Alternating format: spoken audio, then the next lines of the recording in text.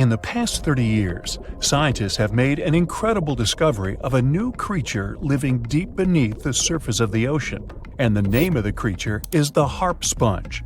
Now, if you're wondering why it took so long to come across this animal, then I might have the answer. These creatures typically hang out at a depth of roughly 11,100 feet beneath the ocean's waves. This sponge species was first discovered off the coast of California thanks to a robot that was sturdy enough to explore those crazy depths the ocean has to offer. This is no doubt an area of the planet where even the most benign-looking creatures can be potentially dangerous. But even scientists were surprised to find that this creature was more than just a sponge. Now, this might seem obvious, but the harp sponge got its name because its basic structure, referred to as a vein, is the same shape as a harp. Each vein is made up of a horizontal branch supporting several parallel vertical branches. But don't let the harp sponge's fanciful and amusing appearance or its non-intimidating name fool you. Yeah, the harp sponge is very much a deep-sea hunter.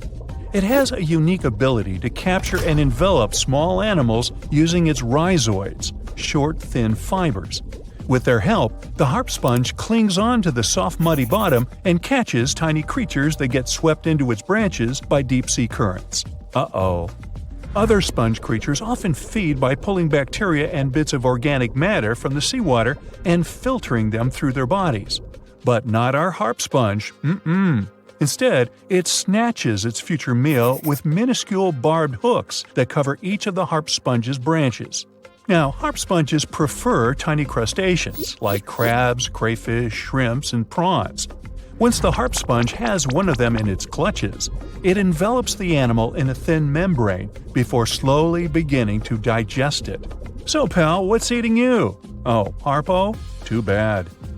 Researchers believe that harp sponges use this method of feeding because there aren't enough nutrients that deep down. This makes traditional filter feeding less effective. Research has shown that the creature is still in the process of evolving. Early harp sponges researchers found only had 2 veins, but later scientists discovered other harp sponges that had 6 veins. The harp sponge might have evolved this elaborate candle holder-like structure to increase its surface area. In general, harp sponges typically grow up to a length of 1 foot, but researchers have seen a creature that was 2 feet in length. The harp sponge is not only very unusual, but also beautiful to look at. See those tiny white balls on top of the branches? Now, why don't we look at some other creatures that live below the photic zone of Earth's oceans? The photic zone means the area beneath the ocean's surface that still receives some sunlight. Thanks to this, there are loads of different creatures and organisms living there. Any animal living beyond this layer qualifies as a deep-sea creature. The Tomopterus worm is a segmented worm you can find in the twilight zone of the ocean. This is the area that lies between 650 and 3,300 feet beneath the surface. These creatures are often no more than 1 inch long, but the largest of them can grow up to 1 foot. While swimming around and feeding, these worms do what researchers describe as an amazing smooth dance. That's because the creatures can swim extremely quickly and maneuver at tight angles with ease. Now, I know most people hear the word worm and think of the common earthworm, so it's quite interesting to know there's a deep-sea worm out there that never leaves the water during its entire life. Similarly, most of us try to avoid jellyfish that either rest on the sand or sit on top of the ocean waves. This isn't the case with a crocodile jelly. That's a deep-sea creature too. This beautiful jellyfish is mostly ruby red, bright orange, or electric purple.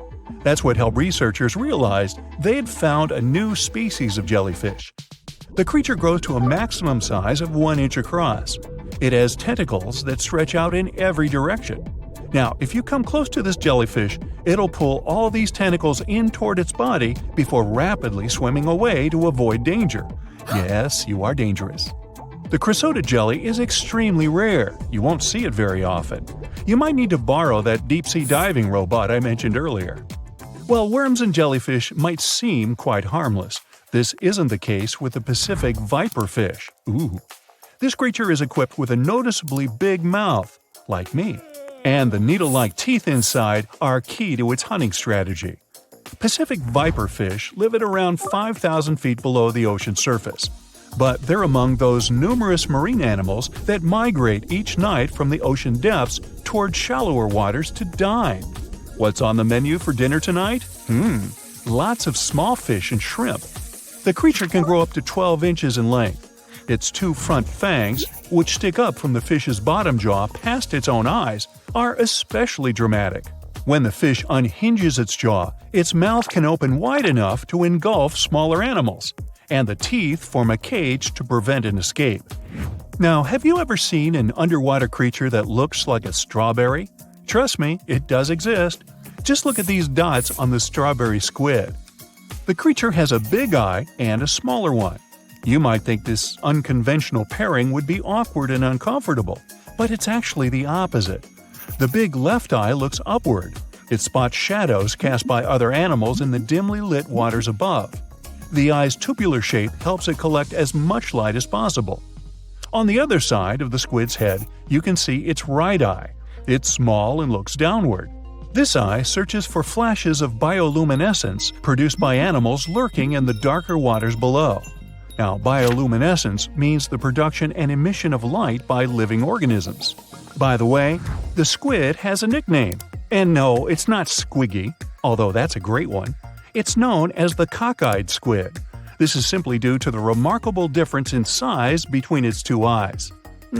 I think I like Squiggy better, and so it goes. Since light doesn't reach the deep sea, the strawberry squid's body actually looks black. This helps the creature hide from enemies, such as sharks and dolphins. In general, the strawberry squid grows to a length of 5 inches. It typically lives around 3,000 feet below the surface, but floats to shallower waters at night. Now, the feather star is a marine creature without a backbone, but with feather-like arms that radiate from the center of its body. These creatures first appeared around 200 million years ago. Related to sea stars, they look like a flower, but if you approach them, they'll quickly swim away. But not all feather stars can swim. Many species can only crawl along the bottom of the seafloor. Like some of the other deep-sea creatures we've looked at, the feather star can adapt to its surroundings. It has a creepy ability to shed its arms, the same way some lizards can shed their tails. This also helps them escape from their enemies. Feather stars live all across the globe, from the equator to the poles, from the shallow waters on top of reefs to the deep, deep sea. Now, given that we're dealing with mysterious creatures, the name of this one is quite fitting. The swift vampire squid should be the official symbol of life in the deep sea. The animal has a dark red body, huge blue eyes, and a cloak-like web that stretches between its 8 arms. This, along with its name, may suggest that the creature is some form of a terrifying hunter. In reality, though, the vampire squid is a soft-bodied, timid creature, about the size, shape, and color of a football. It grows to roughly 12 inches in length and lives 3,000 feet below the waves. There's almost no oxygen there, but also relatively few predators. I think I'll need to decompress from this one. It looks like a prehistoric creature that came from the time of dinosaurs. This scary beast is called the basking shark. It can grow up to 39 feet. People have only reported 3 of them in the past 160 years. The last sighting was in 2015, and before that, about 80 years ago. These sharks sometimes rise to the surface to filter out small animals, such as shrimps and other small crustaceans, when they want to have a nice, tasty seafood dinner. But when there isn't enough grub at the surface, they go down to the depths of almost 3,300 feet, where they tend to stay for months, which is something researchers discovered using satellite tags. Tag, you're it! Now, basking sharks like to spend their time in more temperate waters, but they can migrate long distances. They live across the globe, but in warm tropical or subtropical areas, they won't go near the surface because they're not fans of high temperatures. The lion's mane jellyfish is not that rare, but it's fascinating how large it is. It's the biggest among jellyfish species and the longest animal. Its total length can reach 120 feet. That's approximately 23 feet more than the longest blue whale scientists know about. The jellyfish has around 70 to 150 tentacles, and they all contain huge amounts of neurotoxins that can seriously harm you if you come in contact with the animal. But people don't usually come across this type of jellyfish because it rarely lives near the coast, preferring the open ocean. Generally, you can find the lion's mane jellyfish no deeper than 65 feet below the surface, where it dines on small fishes, zooplankton, and some other types of jellyfish. It uses its tentacles to catch its value meal. Hey, you want fries with that? The giant phantom jelly comes out of the darkness and depths of the ocean's midnight zone. Its sun hat-shaped bell reaches over 3 feet across. This bell trails 4 ribbon-like mouth arms that can be up to 33 feet long. This quite rare creature uses its mouth arms to catch unfortunate animals swimming around and not knowing what's coming for them. Giant phantom jelly propels itself through the water with periodic pulses coming from its orange head. It glows faintly and mysteriously in the pitch-black depths. It lives across the globe in all the oceans except for the Arctic. I'm guessing it's too cold. Because of its odd shape, people often call the oarfish the dragonfish or sea serpent. It's about 26 feet long, which makes it the longest bony fish we know about, and lives at depths of 3,300 feet. Oarfish spend most of their time in the deep, dark parts of the open ocean in tropical and subtropical areas. They almost never come to the surface, unless, invited. It's a ribbon-shaped and shiny silver creature with a long red dorsal fin and red oar-like pelvic fins. Its body has no scales and is very thin. The fish can grow to a length of about 30 feet and weigh 660 pounds. Oarfish have really big eyes that help them see better in their dark, scary surroundings. The frilled shark is definitely one of the gnarliest-looking marine animals out there. If you saw it somewhere, you'd probably think you went back to the age of dinosaurs. Yup, the frilled shark is a prehistoric creature because its roots go back 80 million years. This living fossil can grow to be 7 feet long. It got its name from its frilly gills. Even though frilled sharks have the shark part in their name, they swim similar to an eel in a distinctly serpentine way. Its mouth is terrifying. Similar to the maw of the great white shark, it has 300 trident-shaped teeth lined in 25 rows. Hey, come a little closer, huh? Researchers discovered this creature in the 19th century, but people rarely see it, and no wonder.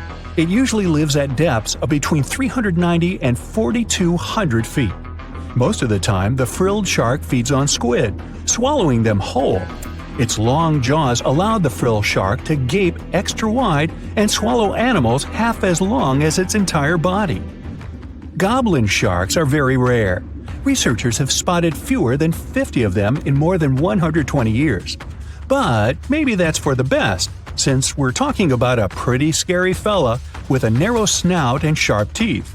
It's also capable of thrusting its entire jaw outward when it wants to catch something. Sounds familiar. As it's lurking through the dark depths of the ocean, a goblin shark sees a small squid that looks quite yummy. The dangerous animal inches toward the squid. When the poor creature notices the predator, it tries to dart away, but it's too late. The shark has already thrust its jaw the whole 3 inches out of its mouth. This jaw is connected to the flaps of skin the shark can unfold. This helps a lot because the goblin shark is a sluggish animal, so it's pretty hard for it to chase its food. After finishing its lunch, the goblin shark puts its jaw back in its mouth and swims away as if nothing's happened. Goblin sharks mostly live at the bottom of the ocean. Like many other shark species, they prefer swimming alone. Here's a silver-colored creature with very rough skin. That's the ocean sunfish, with a total length of almost 11 feet. Its other name is mola. The ocean sunfish is the heaviest of all bony fish out there. People sometimes call it a swimming head because of its bizarre appearance. These creatures have such a weird shape because they're born with a back fin that never actually grows. It just folds into itself as the animal matures and creates a rounded rudder. The sunfish is a bit clumsy. It moves with the help of its mighty fins that allow the animal to swim on its side. This marine inhabitant is a solitary creature. It mostly feeds on zooplankton and jellyfish. The spotted wobbegong is one of the world's rarest sharks. It grows to be more than 10 feet long. It may not look as terrifying as some of its shark relatives, but it's pretty good at catching unsuspecting animals swimming past, mostly during the night. The animal has a spiracle, which is why it can breathe while staying still at the bottom of the ocean. It's motionless most of the time, which is why you can barely notice it. Its flat body and large pelvic and pectoral fins blend in with the underwater terrain. That's why they're so good at hiding. This ability helps when these sharks want to protect themselves too. Wobbegong means carpet shark. They usually live close to the ocean floor in coral reefs, on sandy bottoms, and under piers. People have even spotted the shark in the water that is barely deep enough to cover its flattened body. Now, blobfish lack teeth and bones, so they can't actively hunt. Since they don't have much muscle mass, they can barely move around. Hey, I had a roommate like that once. They get their energy from animals they scoop up from the seafloor. They also know how to conserve this energy. That's how it usually goes with deep-sea creatures. They don't have as much food as those animals that swim closer to the surface. Instead, they have special body mechanisms that allow them to save energy for the times when they don't have much to eat. Pressure at the depths where the blobfish lives is 120 times as high as that at the surface. That's why the bizarre creature looks like a weird gelatinous mass only when you bring it up to the surface. The pressure here is not strong enough to keep its body together. Hey, breaking up is hard to do. The white margin stargazer could compete with the blobfish for the title of the ugliest animal in the sea, don't you think?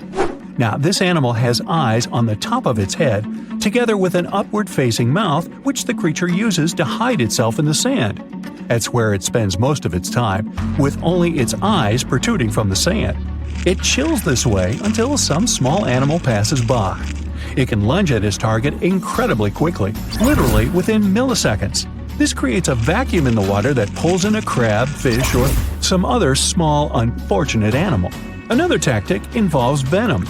This fish has a venomous spine in its shoulder blade that helps with catching other animals and defending itself against enemies. Even though it's not related to the electric eel, the white margin stargazer can generate an electric shock as powerful as 50 volts. Ow! The stonefish. Stonefish aren't going to win any beauty contests, unless the pageant is for best rock look-alike. Their tiny unreflective eyes and rough skin blend in perfectly with their environment. A large head, an even bigger mouth, and a home full of, it's rocks. And just because you're on the beach doesn't mean you're safe. Stonefish can survive for 24 hours out of the water. Stepping on one, or even handling one, won't be that fun. Their dorsal fin spines have extremely strong venom. It shoots out when they get stepped on, and it can lead to paralysis or even heart failure. You'll need help fast.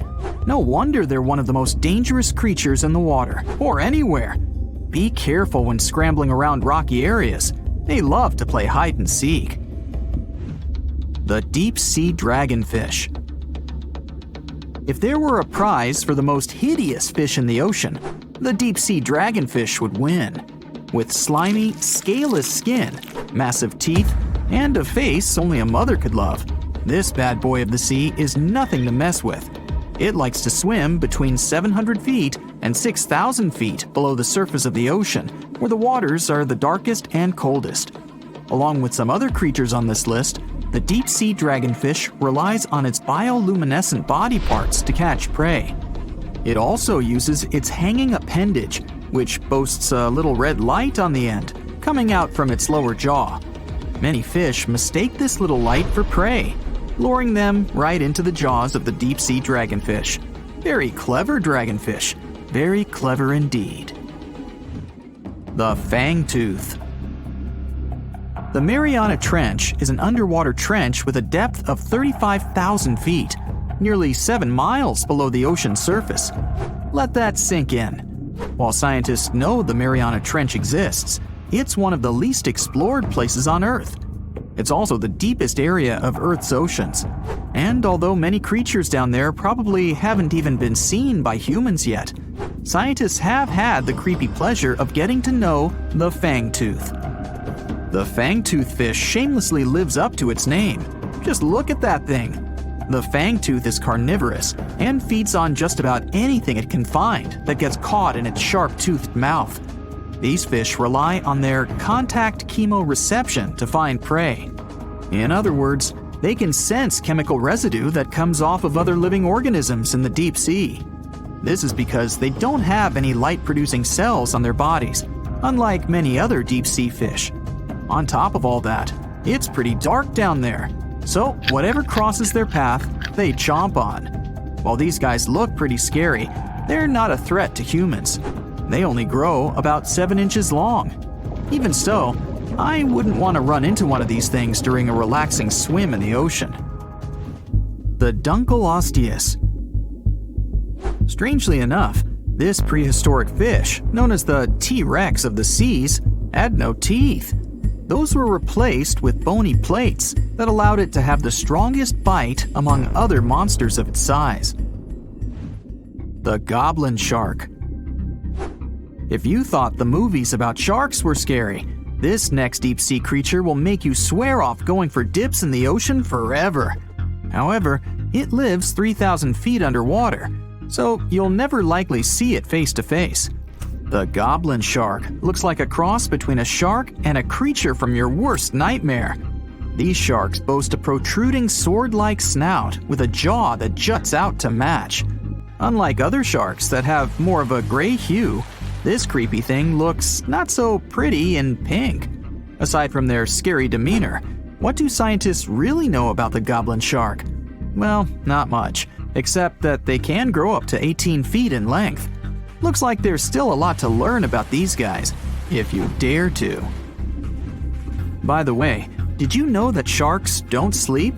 Many species have to keep water moving over their gills to get oxygen, so they can't fall into a deep sleep like we do. That's why they stay half awake during rest. Typically, sharks don't even close their eyes. The cookie cutter shark. This shark is a living horror, with lower teeth being big and sharp, while the upper ones are much smaller. When its teeth fall off, the shark eats them to maintain calcium levels. Pretty smart solution for a shark. The frilled shark. Studying the frilled shark is like looking through a portal back to prehistoric times. That's because scientists think that these eel-like sharks haven't changed much since their oldest ancestors roamed the deep sea waters, so they're sometimes referred to as living fossils. These sharks' mouths are filled with a terrifying 25 rows of backward-facing sharp teeth, 300 in total. They're designed to grasp prey and hold them tight so they can't get away, according to early studies of the shark conducted in 1884 and published in the Bulletin of the Essex Institute. Luckily for swimmers, the frilled sharks live between 390 feet and 4,200 feet below the ocean's surface, so they'll probably never run into them. Probably. This is probably the worst nightmare of any dentist. The northern stargazer. Take a look at this cutie. The northern stargazer is definitely not something you'd wish to see on the ocean floor. This horrid creature hides its body under the sand, leaving its face above to wait for prey. The tasseled wobbegong. Here's another carpet shark on our list. It lies low on the bottom of the sea and patiently waits for its prey to come by. The Australian ghost shark. The Australian ghost shark isn't really even a shark, but a very bony fish. It's also a living fossil. It hasn't changed within the last 400 million years. Believe it or not, sharks and humans have a common ancestor that lived around 440 million years ago. Even though we both evolved in our own way, there are still some signs of that connection. For example, the genome of an elephant shark is very similar to humans. The Leopleurodon. This list of terrifying creatures would be incomplete without mentioning the terrifying and prehistoric Leopleurodon. This carnivorous marine reptile existed during the Colovian stage of the Middle Jurassic era and ruled the waters at 9 feet in length. Scientists believe Leopleurodon thrived in this deep-sea trench because of its ability to swim long distances and its 4 paddle-like limbs. While they probably weren't able to propel themselves toward prey like other animals of the area, they did manage to accelerate and attack very ruthlessly and efficiently. Additionally, they relied on their long snouts to smell prey, which leads scientists to believe they didn't rely on sight for hunting. This means they could have thrived in the dark Mariana Trench. Around 150 million years ago, Leopleurodon became extinct due to competition for prey against other thriving marine reptiles. And I think I speak for all of us when I say, thank goodness for that. Considering that scientists have only explored 5% of the ocean floor and found some of the scariest sea creatures imaginable, one can only dream of what other animals reside in the deep sea waters. Perhaps it's best to keep them in your imagination. Am I right? The megamouth shark. This shark is a filter feeder, and it's friendly to humans, although its huge mouth can look quite threatening. Like basking sharks, it swims with its mouth constantly wide open, as if it were on Twitter. The gulper eel. This deep-sea eel has an easily distended belly that allows it to swallow prey twice its size in a single monstrous bite. They have very unusual jaw shapes and can reach about 2 to 3 feet in length. Do you see that large log near the ocean floor? Maybe it's part of an old ship. Treasure, gold, diamonds, I'm rich! Well, as you get closer, you notice something. It's swimming! It's not a shark or a dolphin, it's a saltwater crocodile! Now don't panic.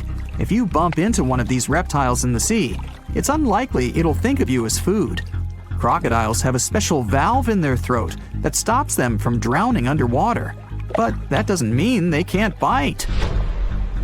Usually, they're heading to a nearby island, and the quickest way there is to body surf. They can't really take the ferry, you know. Watching one from a distance should be okay. Just don't swim to shore right away. They love to ambush their lunch in shallow water. If there's one time I'd want to see a great white shark, it's when I'm diving with crocodiles. They'll gladly take a crocodile-sized nibble, given the right motivation.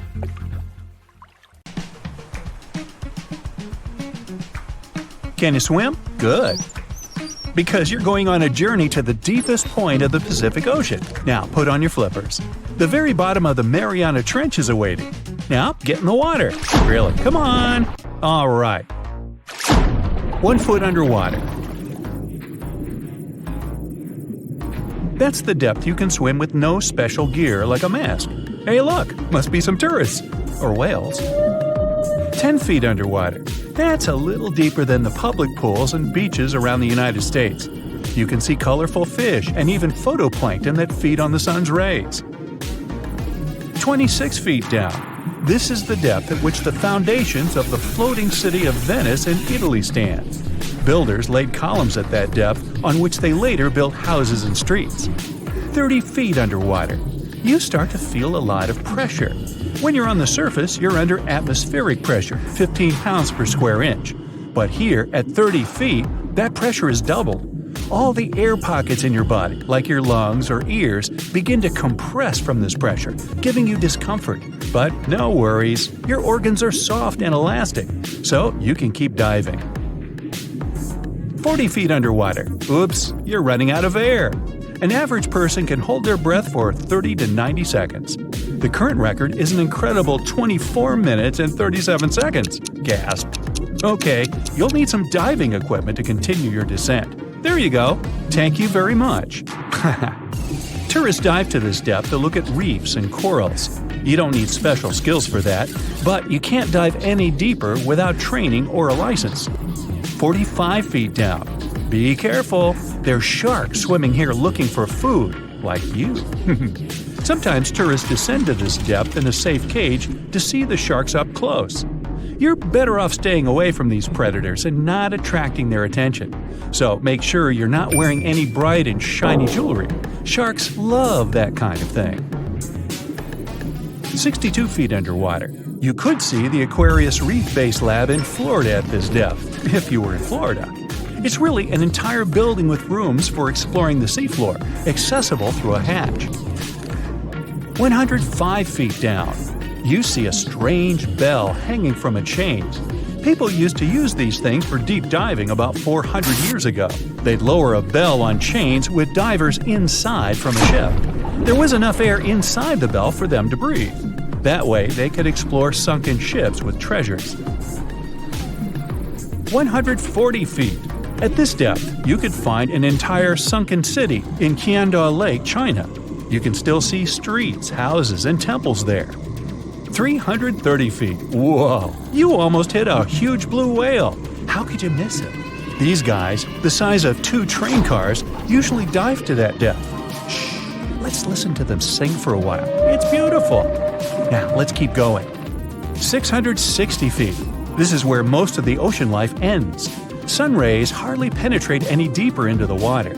Everything below are unusual fish like this angler. They have such an unusual appearance because they have to adapt to the high pressure here. 702 feet underwater. This is the last mark where you'd see a human without diving equipment. This man holds the title of the deepest man on Earth, and he's the only one who has managed to get to this depth. The water pressure on his body here was 20 times greater than that on the surface. 985 feet. Ooh, what was that sound? Whoa, that's a submarine. That's the maximum depth they can dive to. Some of them can reach speeds of 26 miles per hour. Fun fact, an ostrich can run twice as fast, but she can't swim. 1,090 feet. Say bye to this scuba diver. You won't see them any deeper than this. The world record was set in the Red Sea. It only took the diver 12 minutes to reach this depth, but it took him a whole 15 hours to return to the surface to avoid decompression sickness. So now you get an atmospheric deep diving suit. It's completely sealed, and you won't feel the insane water pressure on your body in it. 1,454 feet. If you stuck the Empire State Building in the water, its tip would be here, and all the carpet inside of it would be wet. 2,300 feet down. The water pressure here is 70 times greater than on the surface. The flexible plastic parts of your suit can't withstand that kind of pressure. So here's some urgent delivery. It's an ultra-deep submersible. Now you can continue your dive all the way down. 2,717 feet. Here you'd see the tip of the tallest building on Earth, the Burj Khalifa. Alright, who's sinking all the tall buildings around here? 5,387 feet. This is the depth of one of the oldest and deepest lakes in the world, Lake Baikal. Its area is slightly larger than the entire country of Belgium. 8,040 feet. That's the record depth the Perdido oil platform reaches in the Gulf of Mexico. And its above-water part with 3 decks is almost as high as the Eiffel Tower. 11,962 feet. This is the average depth of the Atlantic Ocean. You can see a huge tube as wide as a giraffe's neck. And it just seems to be endless. True, this cable connected Europe and North America and used to serve for telegraph communications. 12,303 feet underwater. Suddenly, in the darkness, you see the outline of a ship. No way! That's the Titanic itself. The intense water pressure would crush a person at this depth. So you can only dive down to the Titanic in a submarine. 13,123 feet. Whoa! Here would be the end of the deepest mine in the world, Imponen Gold Mine in Africa. But you still have deeper places to go. Let's speed up. 20,000 feet. Here you can see the deepest debris of an old ship. The USS Johnson sank more than 70 years ago. You can still clearly see the number 557 on its bow. 26,200 feet. Here, in this total darkness, you'll find the deepest fish in the world, the Mariana snailfish. They're as long as a domestic kitten and have almost transparent skin. Their eyes are poorly developed for vision because the sunlight never reaches this deep. 29,030 feet. If you take Mount Everest, flip it over, and stick it into the Marianas Trench, this is exactly where you'd see its tip. Even though this is the highest point on our planet, you'd still have a lot deeper to go. 35,755 feet down. Here, in the Challenger Deep, you'd still see life. You'd need a microscope for that, though. Bacteria living here feed on organic molecules, similar to oil. A little deeper? Congrats! You've touched the bottom. It's 36,070 feet deep.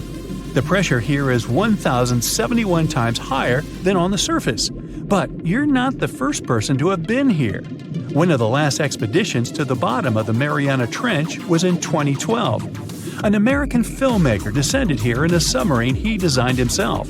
But the pressure broke some of the engines, so it was hard for him to maneuver here. The sonar was also damaged, and some of the batteries drained. He was in the Challenger Deep for about 3 hours and took many pictures and videos.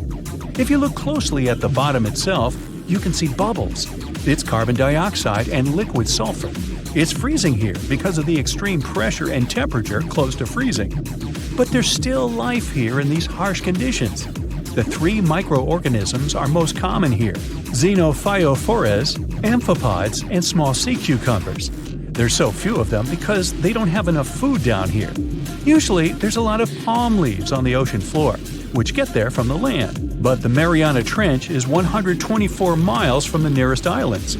So the only food here is old plankton and fish scales from the ocean's upper layers. But it needs to travel tens of thousands of feet to become food for the bottom dwellers. But can you go even lower into the crust of the Earth? Well then, you'll need to unleash your giant drill and fire up the jet engines. You're pushing another 36 miles through the Earth's crust, and here is its edge. You've entered the upper mantle. It's an ocean of hot lava, 1,800 miles deep.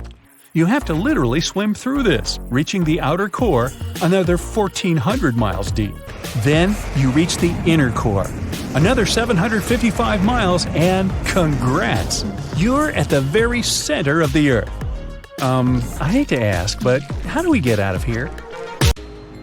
Welcome, dear listeners, to another episode of our exploration series.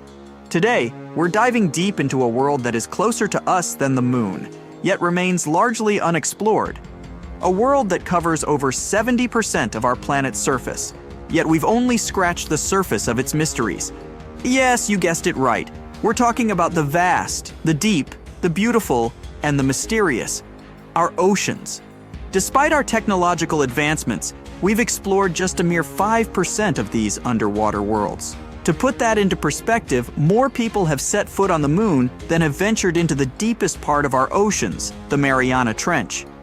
So, buckle up as we embark on this fascinating journey, exploring the depths of our oceans, the creatures that inhabit it, the unique phenomena that occur beneath the waves, and the challenges we face in uncovering these underwater secrets.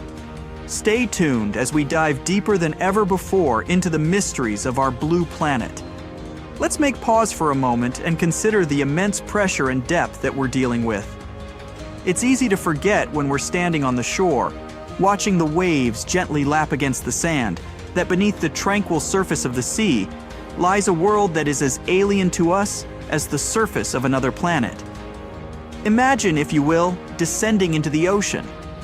As you go deeper, the light from the sun fades, replaced by an all-encompassing darkness.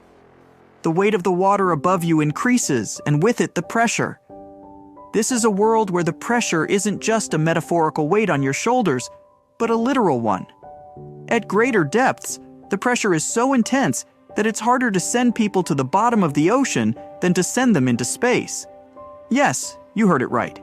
Space, the final frontier for many, is easier to reach than the depths of our own oceans. In space, as we ascend through the Earth's atmosphere, the pressure drops to zero. But in the ocean, it's a different story. The deeper you go, the greater the pressure, reaching levels 1,000 times greater than on land. It's like having hundreds of elephants standing on your head. It's a world where human beings, as we are, cannot survive. Yet despite these extreme conditions, life thrives. Creatures of the deep have adapted to survive in this high-pressure environment, leading to a biodiversity that is as stunning as it is surprising. But for us, to explore these depths, we need to overcome these challenges. We need to build machines capable of withstanding these pressures, and we need to find ways to protect ourselves from the crushing weight of the water above us. As we delve deeper into our exploration, we encounter a fascinating phenomenon: the shifting of oceans and continents. The Earth as we know it has not always looked the same. Over millions of years, the continents have drifted apart and come together in a slow dance orchestrated by the movements of the Earth's crust. The Atlantic Ocean, for instance, is a testament to this incredible geological process. It was formed when the North and South American continents separated, creating a vast body of water in between. And even now, it continues to grow, expanding at a rate of about 2 inches per year. On the other hand, the Pacific Ocean, the largest and deepest of Earth's oceanic divisions, is slowly shrinking. This constant, albeit slow shift in our planet's geography is a reminder of the dynamic nature of Earth. These movements not only shape the physical landscape of our planet, but also influence the distribution and evolution of species in our oceans. The shifting continents have created diverse habitats, leading to the evolution of a myriad of marine species, each adapted to their unique environment. The ocean is a treasure trove of natural wonders, many of which are as astounding as they are unexpected. Beneath the surface, there are features that rival, if not surpass, the grandeur of those we see on land. Consider, for instance, the existence of underwater lakes and rivers. Yes, you heard it right, lakes and rivers within the ocean itself. This seemingly paradoxical phenomenon is possible due to a combination of saltwater and hydrogen sulfide, which is denser than the surrounding water. This denser mixture forms lakes and rivers that flow right inside the ocean, creating an otherworldly spectacle for those fortunate enough to witness it. And then, there's the world's biggest waterfall, not on land but underwater. Known as the Denmark Strait Cataract, it's located in the waters between Iceland and Greenland. Standing at an impressive 11,500 feet tall, it dwarfs the likes of Niagara Falls.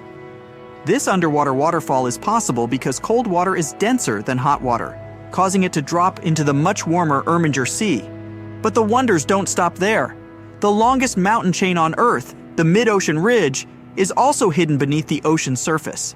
Stretching almost 40,000 miles long, it's a testament to the Earth's dynamic nature. Yet, despite its size, we've studied only about 1% of this underwater mountain range. We know less about this chain than we know about the surface of Mars or Venus. These features, hidden beneath the waves, remind us of the ocean's complexity and grandeur. They challenge our understanding of the natural world and invite us to explore further, to uncover more of the ocean's secrets.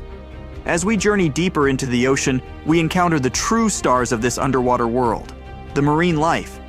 The ocean is teeming with a diversity of life forms that is as breathtaking as it is varied. From the smallest plankton to the largest whale, each creature plays a vital role in the complex web of life that exists beneath the waves. Consider the corals, not just a single organism, but a bustling community of life.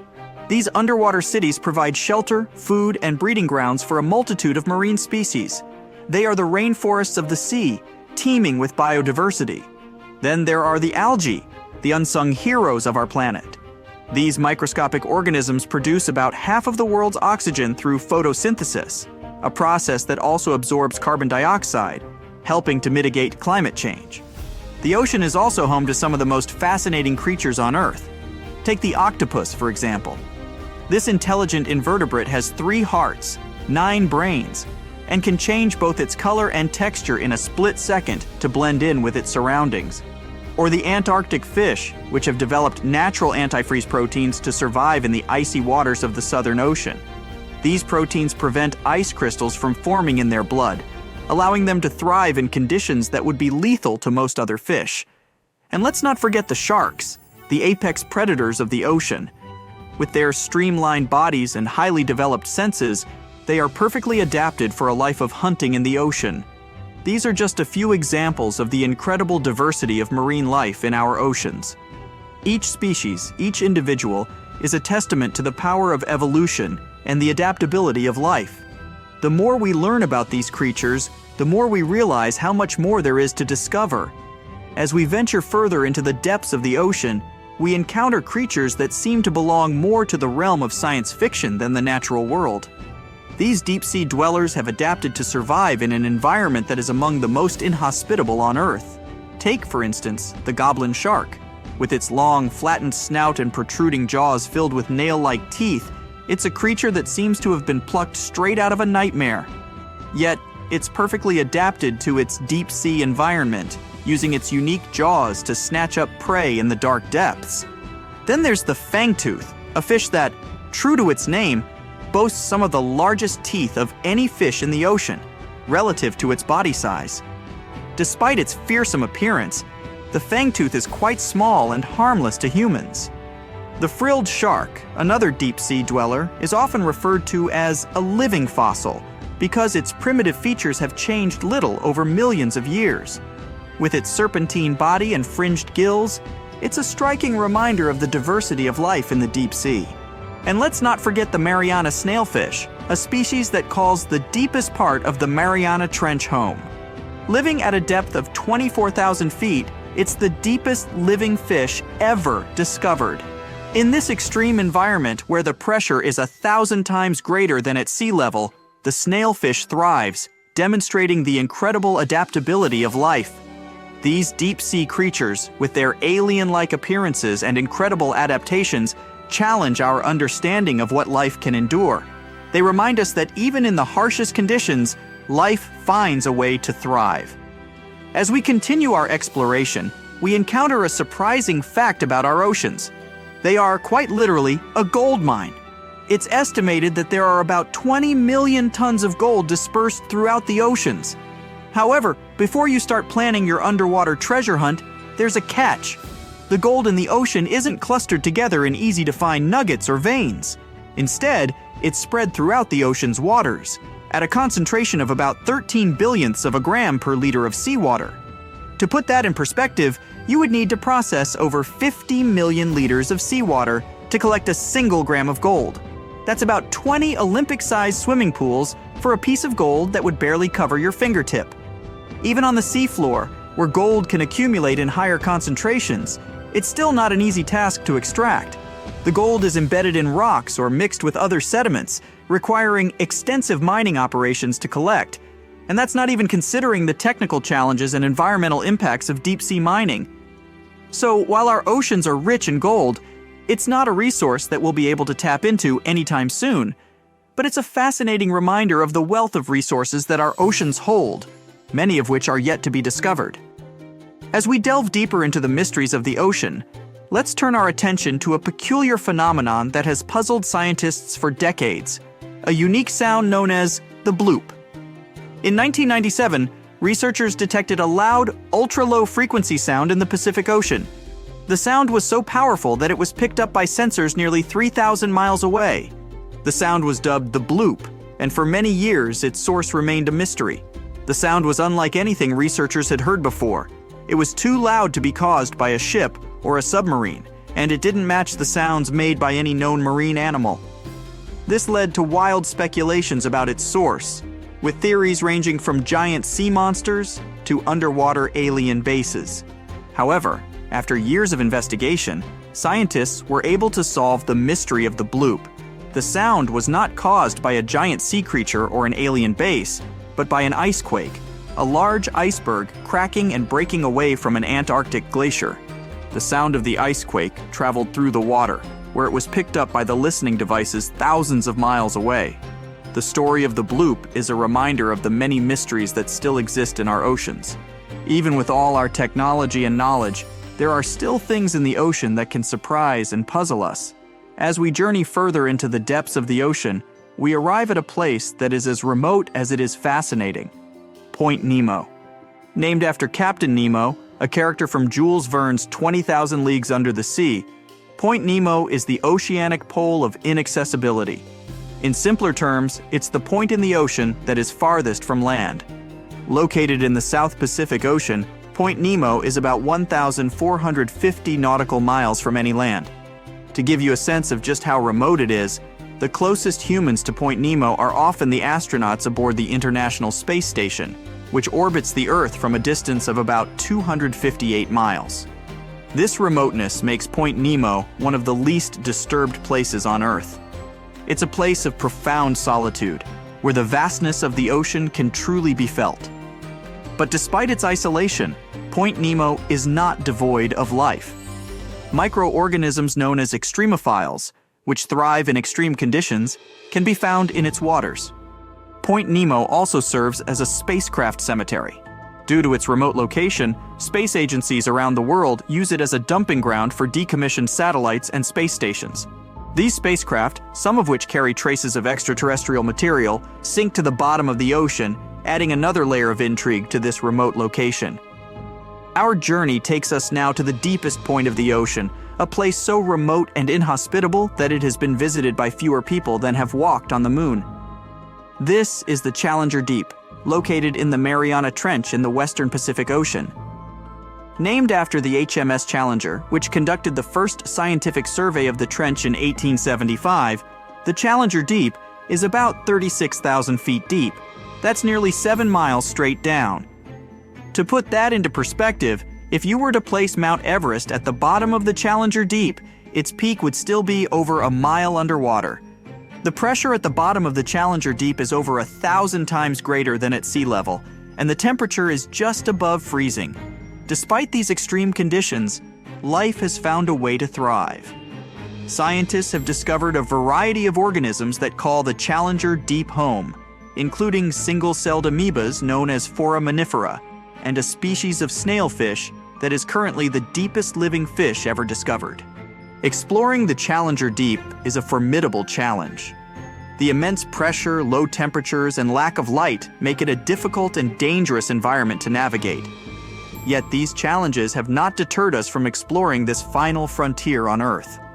From the bathyscaphe Trieste's first manned descent in 1960 to more recent expeditions using autonomous underwater vehicles, our quest to explore and understand the deepest part of our oceans continues. The Challenger Deep is a testament to the extremes that life on Earth can endure, and a reminder of how much we still have to learn about our planet. As we delve deeper into the mysteries of the ocean, we encounter life forms that have adapted to survive in some of the most extreme conditions on Earth.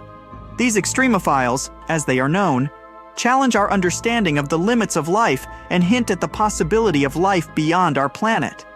Take, for instance, the bacteria that thrive near hydrothermal vents on the ocean floor.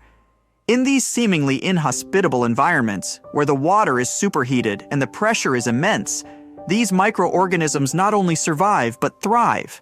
They have evolved to use the chemicals spewing from the vents, such as sulfur and methane, to generate energy in a process known as chemosynthesis. Then there are the organisms that inhabit the Challenger Deep, the deepest part of the Mariana Trench. Here, in the pitch-black depths, under pressures 1,000 times greater than at sea level, life has found a way. From single-celled amoebas to the Mariana snailfish, these creatures have adapted to survive in an environment that would be lethal to most other forms of life. These extremophiles are of great interest to scientists, not just for what they can teach us about life on Earth, but for what they might reveal about the possibility of life on other planets. If life can survive in the extreme conditions of the deep sea, could it also exist in the icy oceans of Jupiter's moon Europa, or beneath the surface of Mars? As we continue our journey through the depths of the ocean, it's important to acknowledge the tools and technologies that make our exploration possible. These devices, designed to withstand the extreme conditions of the deep sea, allow us to venture where humans cannot go, revealing the mysteries of the ocean to us. One such tool is the deep sea submersible.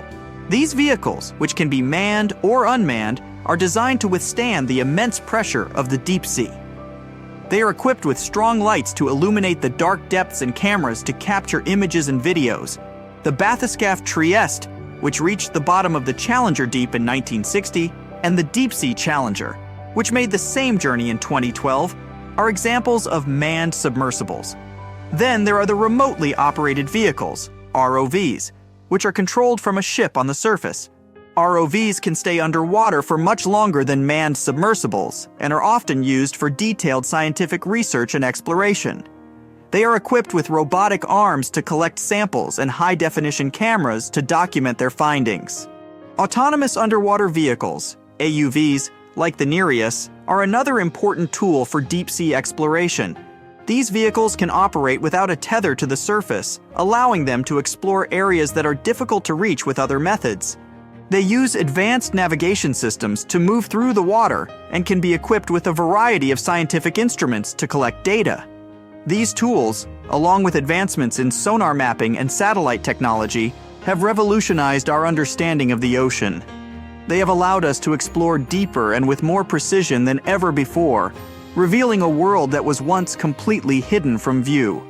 As we draw our journey to a close, we are left with a sense of awe and wonder at the vastness and complexity of our oceans.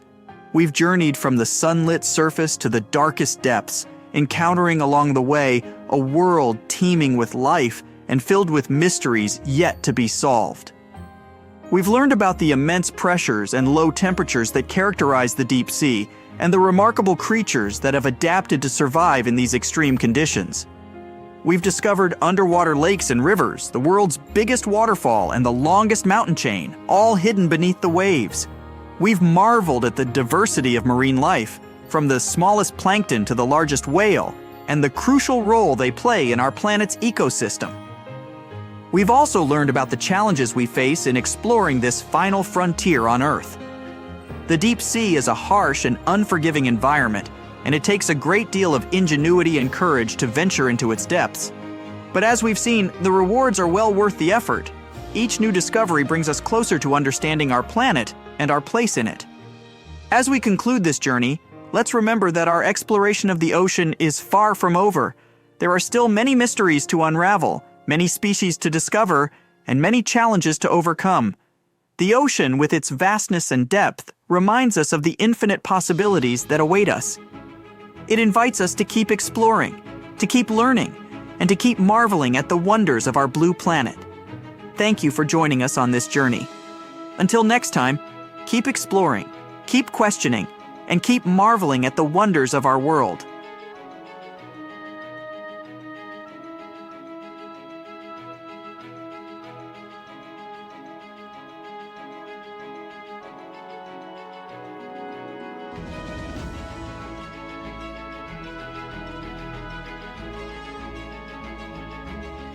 The deep sea is not all about singing mermaids and dancing crabs. It's actually filled with monster-like creatures that'll give you nightmares. So, if you're ready to meet them, grab your scuba gear and let's dive into the deep, mysterious waters to discover their fascinating and scary world.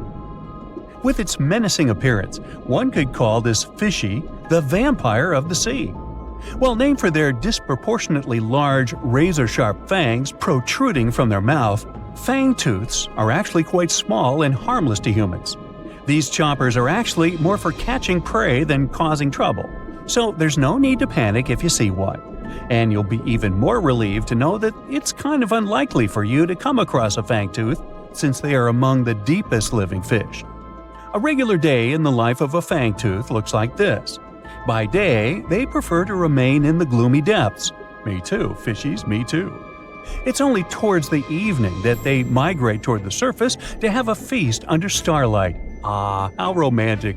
And by daybreak, they return to the deep. What a chill schedule, am I right?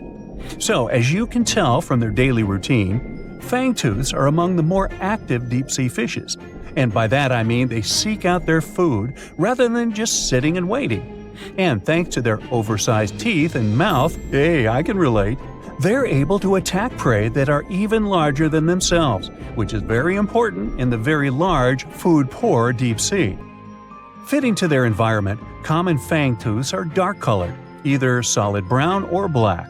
And unlike most deep-sea fishes, they do not have light-producing organs or cells to communicate with each other or to attract their prey. Instead, they rely heavily on their sense of smell, in addition to making use of even the slightest bit of sunlight that makes it down to the depths. This light doesn't help them to see in any way, but it may be enough for potential prey to cast a shadow as they pass overhead, which lets fangtooths know they're around. Now here's one hilarious fun fact before we move on to the next creature. Fangtooths can never close their mouths because of their huge mouths and long teeth. But you know what? I would bet maybe $500 that my orthodontist would claim he could fix that too. Our next horrific deep-sea animal is as real as a kraken can get. Giant squid, which actually did inspire the legends of the kraken, live up to their name. The largest one ever recorded by scientists was almost 59 feet long. It also probably weighed nearly a ton. You would think such a massive animal wouldn't be hard to miss, but since giant squid live deep underwater, they are difficult to come by. Giant squid, along with their cousin the colossal squid, yep, they are different, have the largest eyes in the animal kingdom. They're somewhere around 10 inches in diameter. In other words, they are around the size of dinner plates. Peekaboo! Having such large eyes allows them to detect objects in the lightless depths of the ocean, where most other animals would see nothing. Nada, zippo. Giant squids have 8 arms and 2 long feeding tentacles that help them seize their prey. These tentacles are tipped with hundreds of powerful sharp teeth and are often double the length of their body. This helps them to snatch prey up to 33 feet away. Hey there, come a little closer. Most of what we know about giant squids come from those that floated to the surface and were found by fishermen. After years of research, it was only in 2012 that a group of scientists were able to successfully film a giant squid in its natural habitat for the first time. Yet again, the giant squid continues to remain largely a mystery due to their inhospitable deep-sea habitat. And maybe they're shy. Speaking of squids, this species is basically the space creature of the ocean. So, it's only been about 20 years since the big fin squid family was officially described by scientists. And there are still plenty of facts about them that are yet to be discovered.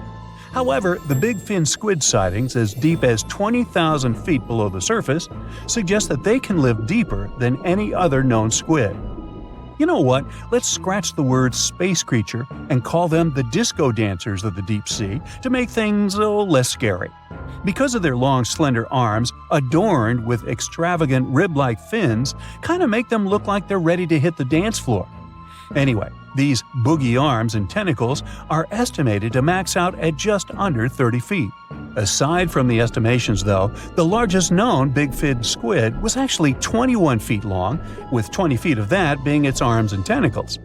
How exactly a big fin squid uses them is still unknown, but scientists think they like to use them to trap prey that bump into them as they hang down in the water below their body or drag along the seafloor. There are only around a dozen confirmed big fin squid sightings worldwide, so you can just relax, because the chances of you getting hugged by a big fin squid are close to impossible. But I can't guarantee anything regarding your nightmares. Now, these are not one of your regular Jaws sharks. Let's start with the most strange fact about a frilled shark. It's considered a living fossil because of its primitive anatomic traits. That actually makes more sense once you learn that this species has been around for 80-some million years. So I have both good news and bad news. Frilled sharks live in the open ocean and spend much of their time in deep, dark waters far below the surface. However, they do feed at the surface of the ocean at night. When hunting food, they move like an eel, bending and lunging to capture their prey.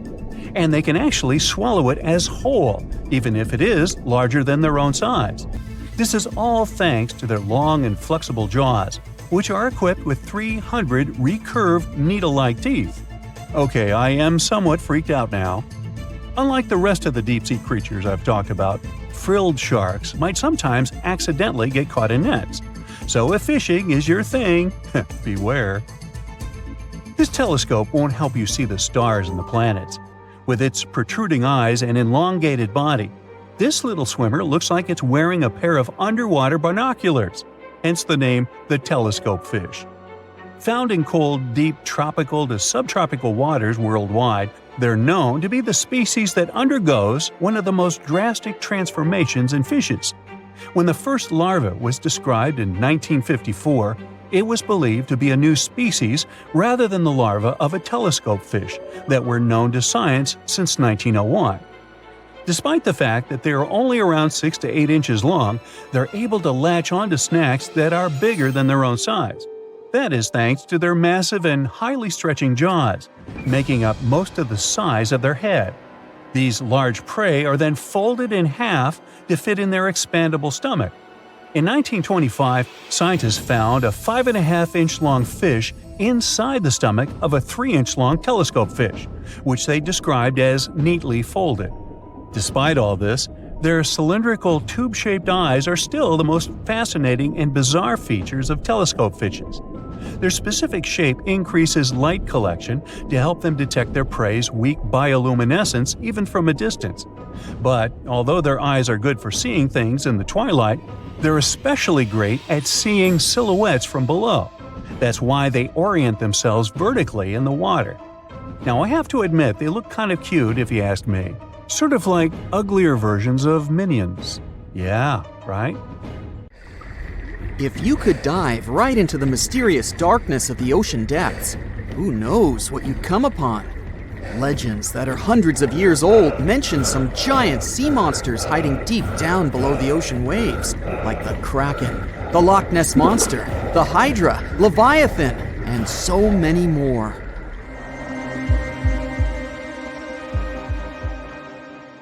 Okay, no one has ever seen such monsters, but there are still weird and unusually big sea spiders, squid, worms, and many other animals that grew way more than we'd expected. Take a look at the colossal squid from sub-Antarctic waters. It's around 14 times longer than the arrow squid that lives near New Zealand. And deep down in the Pacific Ocean, there's a sea sponge as big as a minivan. Oceans contain about 96.5% of all water on our planet. Up to 80% of all life on Earth we've discovered is under the oceanic waves. We haven't explored, mapped, or even seen more than 80% of the ocean. In fact, we've mapped Mars better than we have the ocean bottom. The pressure down there is insane, and it would make you feel like you're holding up almost 50 jumbo jets. And temperatures at such depths are extremely low. Conditions deep below the oceanic surface are harsh, so creatures that live there need to adjust. That's why many of them grew very, very big to survive. Creatures that live in cold, dark depths are so big because of a phenomenon called deep sea gigantism. The deeper you go below the oceanic surface, the less sunlight there is. That's why the temperatures drastically fall. The result of this is increased cell size and longer life of creatures. Also, these creatures don't have as much oxygen as the marine animals that live in shallower parts, and their food sources are minimal. Much of the food they get comes from shallower waters, and only a little bit trickles down to the deeper parts. And when there's not enough food, being large is an advantage. Larger creatures can move farther and faster to find something to eat. Their metabolism works slower. They don't digest the food that fast, so they can store food and conserve energy for hard times when they can't find anything to eat. They don't need to regulate their body temperature either, which also helps them save some energy, which they can then transfer to other body processes. They mature more slowly and later than those living in shallow waters. The majority of fish species that dwell in deep waters live 30 years or even more. Orange ruffy fish, on the other hand, live up to 150 years. This fella grows 24 feet in length and weighs up to 1.5 tons. But it grows to be so big for centuries. They start looking for partners when they're 150 years old, and they can also live this long because there are not so many predators at such depths. Also, there are no humans or other things that can disturb them or endanger their existence. At such depths, the environment is pretty stable, so many animals there are like living fossils because they probably haven't changed in millions of years. The first 650 feet of the ocean's depth are considered to be the open ocean. The majority of the marine life we've discovered lives there, since that's the area the sun can still reach. And then, as you continue going deeper, you reach the twilight zone. It seems like nothing lives there. But at about 820 feet, you see a small oasis of ancient life blooming. For example, there are sea lilies, animals that have been living at such depths unchanged for millions of years. Coelacanths, another living fossil, have been living in the ocean for more than 360 million years. Hagfish haven't changed in a very long time either, for over 300 million years. This creature lives at depths of 5,500 feet. They evolved before the rest of the vertebrates, which is why this is the only living animal without jaws or a spine, even though it still has a skull. Deep-sea creatures can't survive in shallow waters. They've evolved to live in depths under bigger hydrostatic pressure. Humans and other organisms that have internal spaces filled with gas would end up crushed if we could go to such depths. That's why deep-sea divers always need to wear special dive suits designed for surroundings with higher pressure, even though they're not going that deep to the areas where these giants live.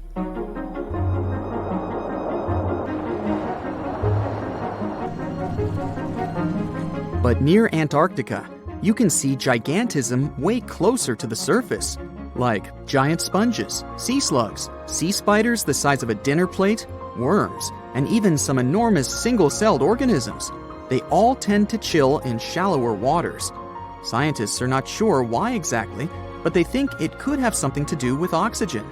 Giant species use just a little oxygen, and the waters around Antarctica are pretty rich in it, which means there's hardly any limit to these animals growing bigger and bigger. Back to deep-sea creatures. As mentioned, they had to adjust to strong pressure, so they almost don't have any air gaps in their body at all. They're mostly water-based, and since water is incompressible, which means it's not something you can compress, it helps them stay unaffected at such high pressure. But because of all that, if they were to go up towards the surface, they'd probably swell up, maybe even explode. Just look at the blobfish, the one that takes the title of the ugliest animal in the world. It looks normal deep down below the surface, where its natural habitat is. But when it gets up to the surface, where the pressure is 120 times lower, it changes its shape. The blobfish doesn't have a skeleton or muscles, so without high deep-sea pressure, it ends up being all floppy and saggy. The dark oceanic depths are not just scary to watch, but to listen to as well. In 1997, scientists were trying to find underwater volcanoes located off the South American coast. During their travels, they recorded one of the loudest noises ever registered. It was pretty weird, too. It was so loud, even sensors from more than 3,000 miles away managed to pick it up. They later called it the Bloop. It took them 15 years to conclude the sound came from an ice quake. That's when seismic activity breaks frozen ground. Water at the bottom of the ocean is not always extremely cold. There are hydrothermal vents on the seafloor, and the water that comes out of them can be up to 750 degrees Fahrenheit. Powerful pressure, yep, the same one that would crush you, is something that doesn't allow the water to boil. There are hundreds of animal species that live near deep-sea hydrothermal vents. Some of them, such as tube worms, are not like anything we have seen before. These worms absorb chemicals from vent fluids. That's how they feed bacteria that live in them. And in return, those bacteria give them the carbon the tube worms need to survive. 2/3 of all of the coral species scientists discovered live in dark, deep, and extremely cold parts of the ocean. Some even live in parts that are 3 miles deep. They can survive at low temperatures, such as 28 degrees Fahrenheit. Some of these cold water corals are more than 8,000 years old. They form amazing structures that can rise up to 115 feet tall. The deep is not just a mysterious world of unusual creatures. The landscape under the oceanic surface is magnificent too. The canyons hiding there make even the Grand Canyon seem small. For instance, check out the one located in the Bering Sea, the Jemchug Canyon. Its vertical relief is more than 8,500 feet deep. That's huge. The largest ocean waves are not the ones you can see from the shoreline. They occur under the surface, and they're called internal waves. They take place between two water masses that have different densities. They travel at speeds of thousands of miles per hour and can be 650 feet tall. Think you know what lurks in the depths of the ocean? While nearly 95% of our oceans haven't been explored yet, it's hard not to let your imagination run wild. But thanks to brave explorers, deep-sea cameras, and awesome archaeologists, We do know about some pretty incredible sea creatures living in our waters today, and millions of years ago. From the 9-foot spider crab to the 60-foot prehistoric megalodon, these sea dwellers come in all shapes and sizes. But let's focus on sea creatures famous for their huge size. Can you guess which living species of whale is the largest? Well, it's not the orca, but that's a good guess. The orca is a toothed whale that can grow to anywhere from 23 feet to 32 feet, which is slightly smaller than a school bus. How about the narwhal? Nope, they're not the biggest either. These unicorns of the sea live mainly in Arctic waters and only grow 13 feet to 20 feet in length, and that's including their 9-foot tusk. Tired of guessing? Okay, I give in. The largest whale that still exists today is the blue whale. At a jaw-dropping 82 feet to 105 feet, the blue whale is not only the biggest whale we know of, but is currently the largest animal to have ever lived on Earth. Seriously.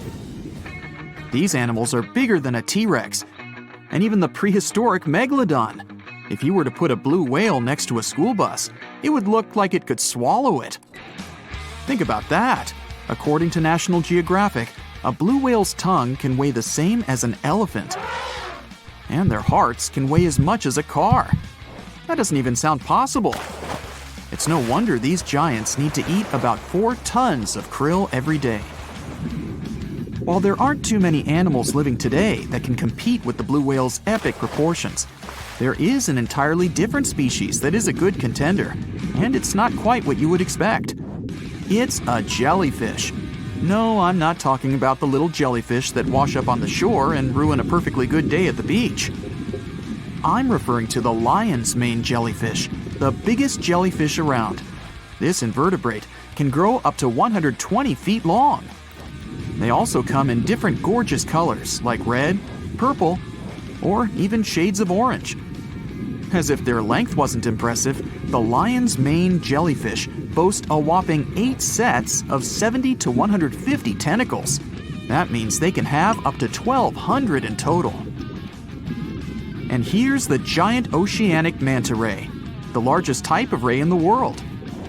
Their wingspan can be longer than a bus. These guys can reach 30 feet in length. They also have the biggest brain compared to body size among all fish. Unlike their stingray cousins, mantas don't have venomous tails. And while the lion's mane jellyfish and the blue whale are yet to be beaten for the longest sea creature, there is one marine creature that can grow even larger in length. The Portuguese Physalia physalis, tentacles and all, can reach a length of 165 feet long, and that's according to mentalfloss.com. While this thing may look a lot like a jellyfish, it's actually known as a siphonophore, and there are hundreds and sometimes thousands of them that are genetically identical. Their long tentacles help the organism catch prey, and its sting is fatal to most animals, even humans in some cases. What's even creepier is that if one of the tentacles comes off the organism for whatever reason, it can float around the water for days before decomposing. Even if it's detached, this tentacle can still sting you, but don't go running out of the ocean just yet. Your chances of being hurt by a Portuguese Physalia physalis sting are pretty slim. However, if you do get stung, the side effects aren't pretty, with welts, stomach cramps, an elevated heart rate, and an upset stomach. While you don't want to go anywhere near these long creatures, they sure are pretty to look at. Check out all those colors. The Shastosaurus is the biggest marine reptile that has ever existed. These predators lived during the late Triassic period, about 210 million years ago. These amazing giants could reach lengths of up to 69 feet and weighed more than 75 tons. This made the Shastosaurus as heavy as a blue whale. And if you could stand this creature up vertically, it'd be as tall as a 7-story building. Despite appearances, the Shastosaurus was actually pretty slim for its size. Its ribcage was only 6 feet across. You'd think that this big guy was chowing down on other dinosaurs, but that's not the case at all. This reptile survived on a diet that consisted of small fish and cephalopods, like octopuses and squids. The Albertonectes is a bright representative of the plesiosaur family, meaning that this marine reptile had a small head on an incredibly long neck and large flipper-like limbs that helped it move through the water. These creatures occupied the seas around North America 76 to 70 million years ago. The length of this sea monster could reach 38 feet, with its neck taking up 23 feet of that length. Its neck was a true record breaker. It had a whopping 76 bones in it. No other animal known to humankind has had so many vertebrae in its neck. Scientists aren't sure why they needed such a lengthy neck. They might have used it to collect shellfish off the seabed, or perhaps it helped them capture their main prey, fish and squids. This aquatic reptile also had gastroliths in its stomachs. Some of them were as big as 5.5 inches in diameter. The Tylosaurus belonged to the mosasaur family. It dominated the shallow seas of North America about 85 to 80 million years ago.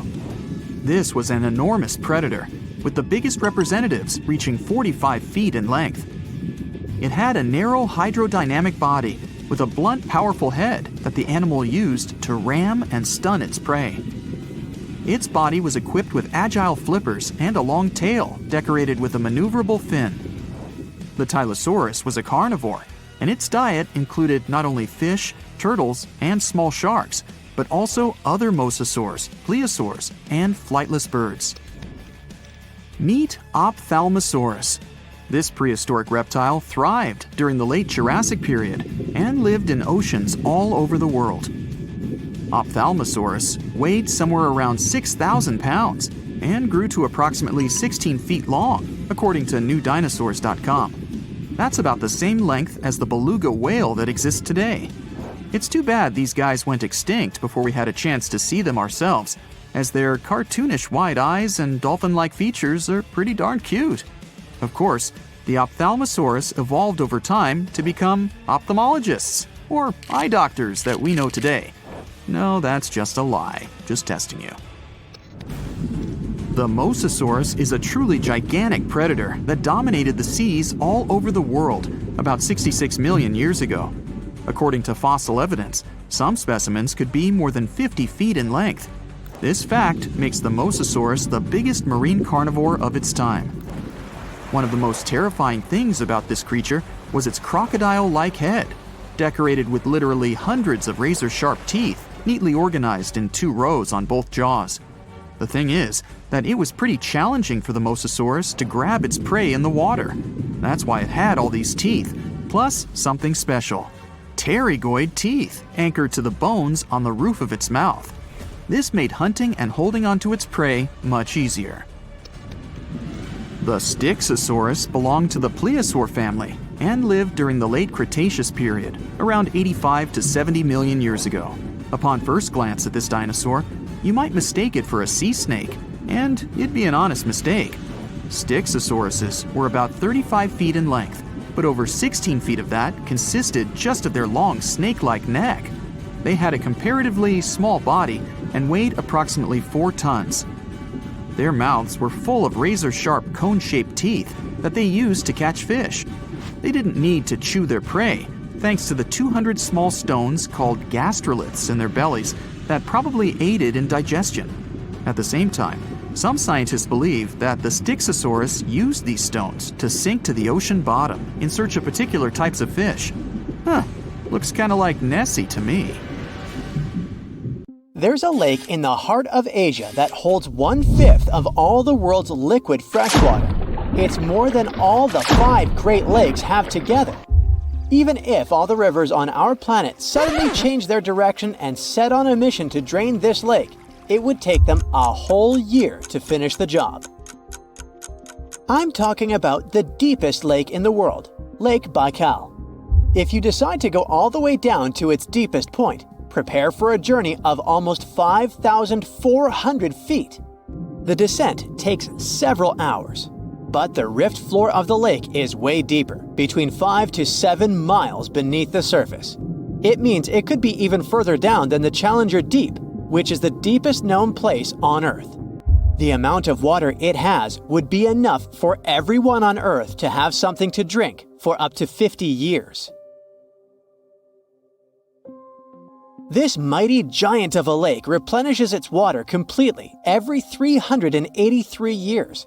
Baikal has a great delivery crew of over 300 rivers and streams, bringing their waters right in. And only one river flows out of Baikal, the Angara, which is headed straight for the Arctic Ocean. Baikal isn't only the deepest, but also the oldest existing freshwater lake in the world. It formed at least 25 million years ago. It all began when the Earth's crust decided to play Tetris and created the lake and the surrounding mountains. At some point, Baikal must have been just a humble riverbed, but then tremors and fractures shook the Earth, and the distance between the shores got bigger. Water levels rose thanks to the melting glaciers. Then, several lakes formed and later merged into one. Baikal is one of around 20 lakes in the world that are older than 1 million years. And since it wasn't disturbed by glacial periods, it's a perfect research ground for scientists. Its deep-drilled core sediments can tell a lot about the climate of our planet in different periods. Since Baikal is in a rift basin with 2,000 seismic tremors per year, the lake is deepening and still growing in size. Its shores drift apart at around the same rate as South America and Africa are moving away from each other, so it has all the potential to become an ocean. Another thing Baikal has in common with the oceans is that it has water rich in oxygen, even at its lowest depths. This is one of the reasons why the fauna of the lake is so incredibly rich. It's home to over 2,500 various animals and 1,000 plant varieties. Around half of them are unique and only exist in this area, like the endemic algae, the Baikal omul fish, and the Baikal oilfish. There are also some bears, elk, and lynx living on its shores. They must appreciate the fact that the temperatures around the lake are always higher than the rest of Siberia, thanks to its huge water mass. Most Baikal dwellers prefer to stick to the bottom of the lake, but there's one brave guy you'll meet if you decide to visit. Meet the Baikal seal, also known as Nerpa. It's the only true freshwater seal in the world. Nerpa's eyes are so cute it nearly landed the part of Puss in Boots in Shrek. Nerpa in Boots sounds good to me. These huge eyes are there to help them follow their favorite pelagic fish underwater. There are other seal kinds that can handle freshwater or use it to breed, but these cuties spend their entire lives in it. But wait, how did seals, which are supposed to be oceanic creatures, end up in a lake miles and miles away from the sea? About 400,000 years ago, during the Pleistocene era, these adventurous creatures traveled up the river and drainage systems that connected Lake Baikal to the Arctic Ocean. The ringed seal that still lives in the Arctic is believed to be the Baikal seal's closest ancestor. Today, Baikal seals are confined to their freshwater home because of the changes in waterways. And they seem to be pretty happy with their home as they can choose from a huge variety of food to eat. The seals mostly hang out in the north and central areas of the lake, but move south in the winter. The lake gets covered with ice, which they use as a chill-out zone, just like their oceanic cousins use rocks or the beach. Since at least 1969, Lake Baikal has had some mysterious ice rings pop up randomly here and there. At some point, they got so big that the astronauts even spotted them from space. The rings usually appear in late April, but can be there in January or May. Scientists couldn't crack the code on how these rings form for a while. They had all sorts of theories, and the most popular involved methane gas bubbles from the lake's depths. But then, scientists noticed that some of the rings were in shallower waters, where gas emissions don't happen. So, an international team of scientists decided to solve the mystery. They traveled to Lake Baikal, drilled holes in the ice, and dropped sensors into the water. In 2016, when they started the research, they heard that 2 vans had gotten stuck in the mysterious ice rings. Once they had analyzed the data from the sensors, it turned out that the secret behind the rings was warm eddies flowing clockwise under its ice cover. The currents were less intense in the center of the eddies, so the ice above them was thicker at the edges. The waters of the lake are so clear that you can see some extremely deep parts up to over 130 feet down. This is thanks to the surrounding mountains that send off melting ice right in. Plankton that live in the lake also helps clean the floating debris. When this crystal clear water freezes, it forms an unusually thick and see-through layer of ice. The wind likes to play sculptor on Baikal and creates one-of-a-kind pieces of art here.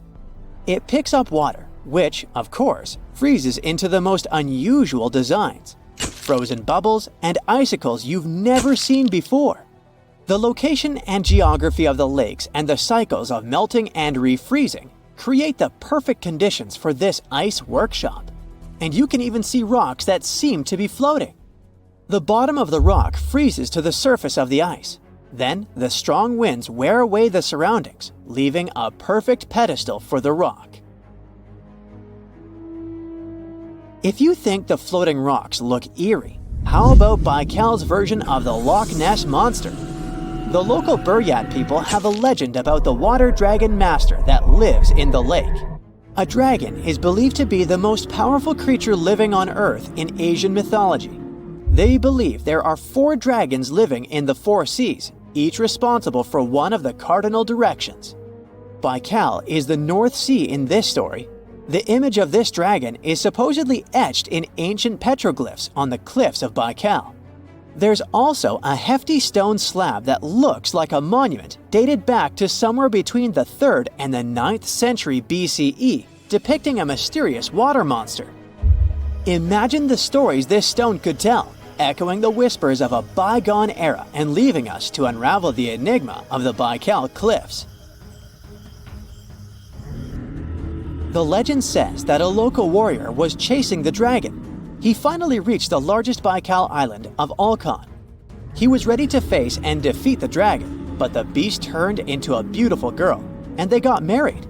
That's one unusual twist to a classic defeat the dragon and take the girl story. So, local legends describe that dragon as a giant sturgeon with an almost gator-like snout and armored body. In reality, the mythical monster must be one of the many huge fish living in the lake. They can afford to grow to several feet in length thanks to the high levels of oxygen in the water. Beluga sturgeon can weigh several thousands of pounds, lives up to 50 or 60 years, and never stops growing. Most of the ocean is still shrouded in mystery, whether we're talking about dark corners or creatures that are hiding in the depths. But sometimes it gives us a peek into scary things it hides in its cold, dark depths. Like when you hear on the news that there are some deep sea creatures washed ashore after a powerful storm once again. Some just look weird, while others are real monsters that live at depths of more than 3,300 feet. The coldest and deepest parts of the ocean have created one specific phenomenon called gigantism. So, sea spiders, squids, worms, and many other animals, mostly invertebrates, or creatures without backbones, they're all way bigger and scarier than the versions we see in the more shallow areas. In the Pacific depths, you can see a sea sponge as large as a minivan. Or what about the colossal squid that lives in subantarctic waters and is nearly 14 times longer than the arrow squid, a type that mostly lives in New Zealand? Researchers found many of these underwater monsters in the abyssal zone of the ocean. Back in 2021, the researchers showed images of the giant phantom jelly. It was at a depth of 3,200 feet. Its tentacles were 33 feet long. Wow, I wouldn't like to face that one on the beach. It probably eats only small fish and plankton, but it can swim to depths of more than 21,900 feet. And down there, this giant jelly doesn't have enough food. How does it survive then? Scientists haven't figured it out yet. And there are even more questions related to the giant squid, the biggest one ever found. This monster is 43 feet long, with a weight of nearly a ton. Imagine if those tentacles would grab your car, or something like that. They would smash it like it was a toy. There's no light in the abyssal zone. Sun rays just can't penetrate that deep. So there's no algae or underwater plants there. Local animals mostly eat snow. Marine snow is not like the regular one you build a snowman with. It consists of any small flakes or remains that fall from the surface of the ocean. Maybe even some leftovers that animals up there couldn't eat. So it's not much, but apparently it's enough for very large creatures that hide deep down there, like giant squids. Squids that generally live at such depths don't bother going after their prey. They just wait until the poor animal swims right up to their long tentacles and falls into a trap. It may not be the best method ever, because not many animals will even swim into these dark, cold parts, but it's the method that saves energy. A giant squid eats only 1 ounce of fish daily, which is approximately 45 calories. That's nearly 50 times fewer calories than an average person should eat per day. So when a squid gets 1 fish, it saves it for a couple of days. I hope giant squids won't get the idea to go to the surface and look for food when there's not enough of it in the abyssal zone. And I hope even more that giant Greenland sharks won't get that same idea. You can find them at depths of up to 7,200 feet. They're twice as slow as we usually walk. They swim at a speed of 1.12 feet per second. Their slowness is part of the energy-saving mechanism that creatures down there need to survive. But they can speed up in the form of short bursts when they need to catch prey. But they kinda change their diet from predator to scavenger, considering their environment. There will be more leftovers falling from the surface than animals to go after. Greenland sharks grow just 0.4 inches per year, and they're mostly 20 feet long, which means they live for a very long time, sometimes up to 400 years. They also have a slow metabolism, and that's one of the main factors for their long life, too. Greenland sharks like to spend their time in cold waters. They're adapted to that, since their tissues have specific chemical compounds that prevent the forming of ice crystals all over their body. That means they have some sort of natural antifreeze. So what makes them so big? Scientists are still not sure, but some theories try to explain it. There's this thing called Kleiber's rule that says bigger animals tend to be more efficient. Just take a small fish and compare it to a whale with a mass hundreds of times bigger. The whale has a greater metabolism. It conserves energy more efficiently and loses less of it to the surroundings through heat. Moving on, bigger animals can ingest bigger prey. They're more likely to go through tough issues in their environment or defend themselves from predators going after them. Also, the body gets bigger when temperatures are lower. The Greenland shark is a perfect example.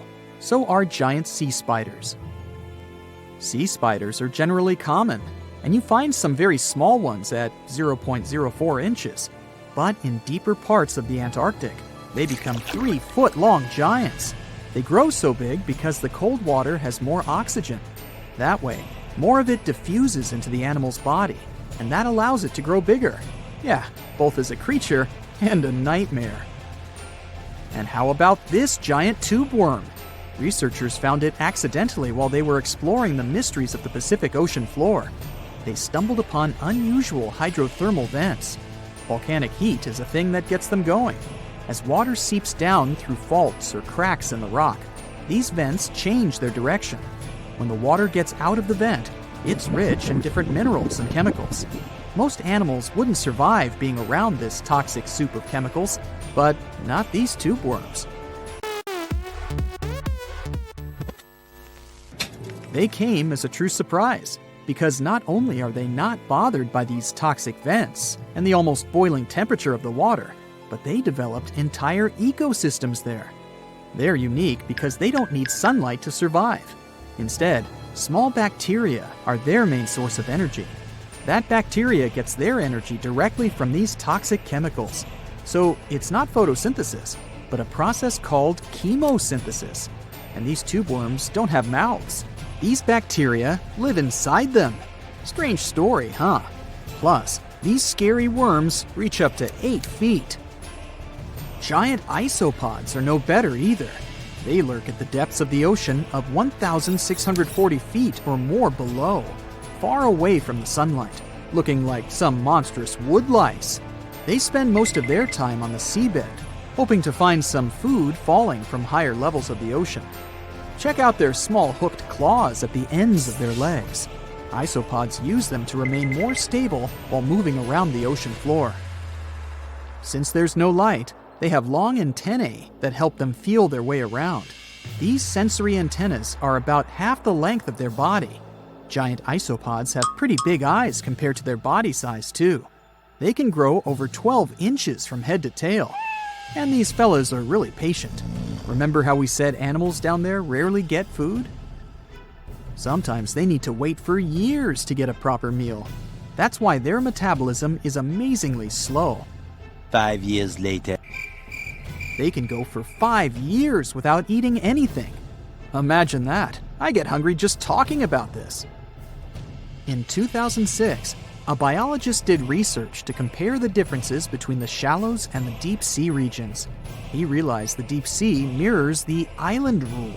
First, isolated parts of land develop biodiversity you won't find anywhere else.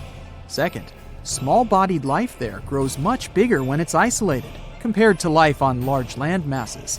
Resources are limited, but also competition and predators. And we don't know much about these deep-sea creatures. It's too expensive and too complicated to carry out such research. So we'll just wait for more raging storms to show us at least part of the monstrous world cold ocean depths hide. It's partly true. Nothing happens if you dip your pinky for a second into the red-hot lead. There is one condition. You need to dip it into the water first. The water between the skin and the metal will evaporate, creating a vapor layer, so it will repel metal for a second. Still, you don't want to perform this stunt. A sandwich before bedtime provokes the appearance of nightmares. Any late-night meal increases metabolism and body temperature. It activates the brain, which leads to not very sweet dreams. Boo! Just kidding. Mosquitoes bite some people more than others. The most delicious humans are those with type O blood. Also, these insects have excellent eyesight. They're attracted to green, black, and red, so before you go camping, check the color of your clothes.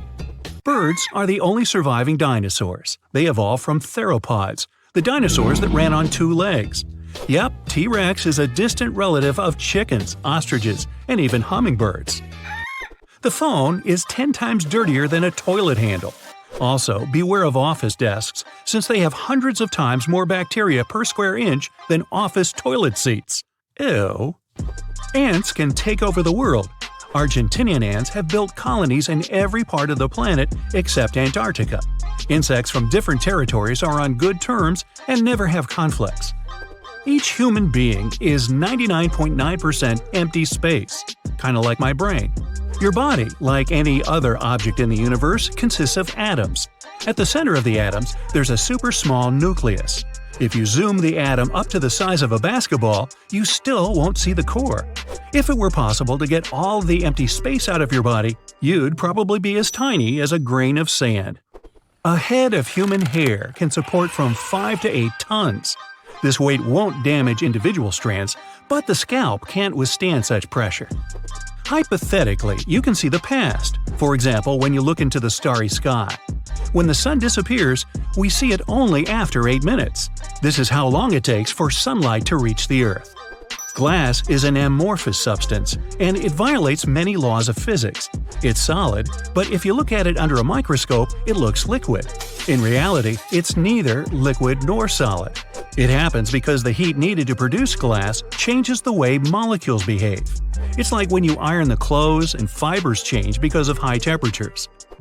Scientists from Japan played audio recordings for cats to prove they're truly dismissive. In those recordings, the owners of the cats called them by their names. Cats' pupils dilated, the animals moved their tails, legs, or ears. Sure, cats could hear human voices, but they rarely respond. It's all about evolution. Cats came to humans because they were attracted by mice that ate grains. They lived close to people, but were never tamed. Trees have their own underground internet. Mycelium filaments interconnect the roots of 90% of trees. Trees exchange information and nutrients through them. They warn each other about danger and fight parasites together. Trillions of microorganisms live inside you. Ooh! They make up 3% of your body weight and weigh up to 6 pounds. Microorganisms play a significant role. They help with digestion, absorb nutrients, and do many other things we never notice. In comparison with microorganisms, there are really few people on our planet. A teaspoon of soil contains more living organisms than there are humans on planet Earth. Go ahead, count them. Human brain capacity has a limit. Scientists estimate that your brain can store 2.5 million gigabytes of data. To use up all your limits, you need to upload a 300 years long high-quality video right into your memory. Go ahead, I'll wait. Since 1950, humanity has mined nearly 200,000 tons of gold. If we made a cube out of all this metal, it would be 70 feet high and wide. Recent data from scientists confirm that in the Earth's core, there are vast reserves of gold. The metal is enough to cover all the planet, and people might have gold up to their knees. The problem is, we can't mine it from there. Scientists used to believe 400 billion trees were growing on Earth, but there are over 3 trillion of them, or 420 trees per person. There are more trees on Earth than there are stars in the Milky Way galaxy. Wrangel Island was the last place where mammoths lived. These giant animals disappeared about 4,000 years ago. By this time, the Great Pyramid in Giza had been around for only 500 years. Archaeologists have found honeypots that are 3,000 years old in Egypt. They didn't spoil, and it turned out to be edible. It's possible because of the chemical composition of this product. Bacteria and insects that can spoil honey can't live in it. You're drinking the same water that dinosaurs drank. The water on our planet is the same as it was billions of years ago. Only a tiny portion of the liquid has evaporated. By the way, scientists still don't know exactly where the water came from. We have a detailed map of the Moon and Mars. Still, over 80% of the Earth's ocean is unmapped and unexplored. We can't study the oceans properly because of pressure, cold, and lack of light underneath billions of tons of water. The myth that you can't put hot food in the fridge is true. If you freeze some hot soup or roasted meat, the food might lose its nutritional value. You also risk breaking the refrigerator.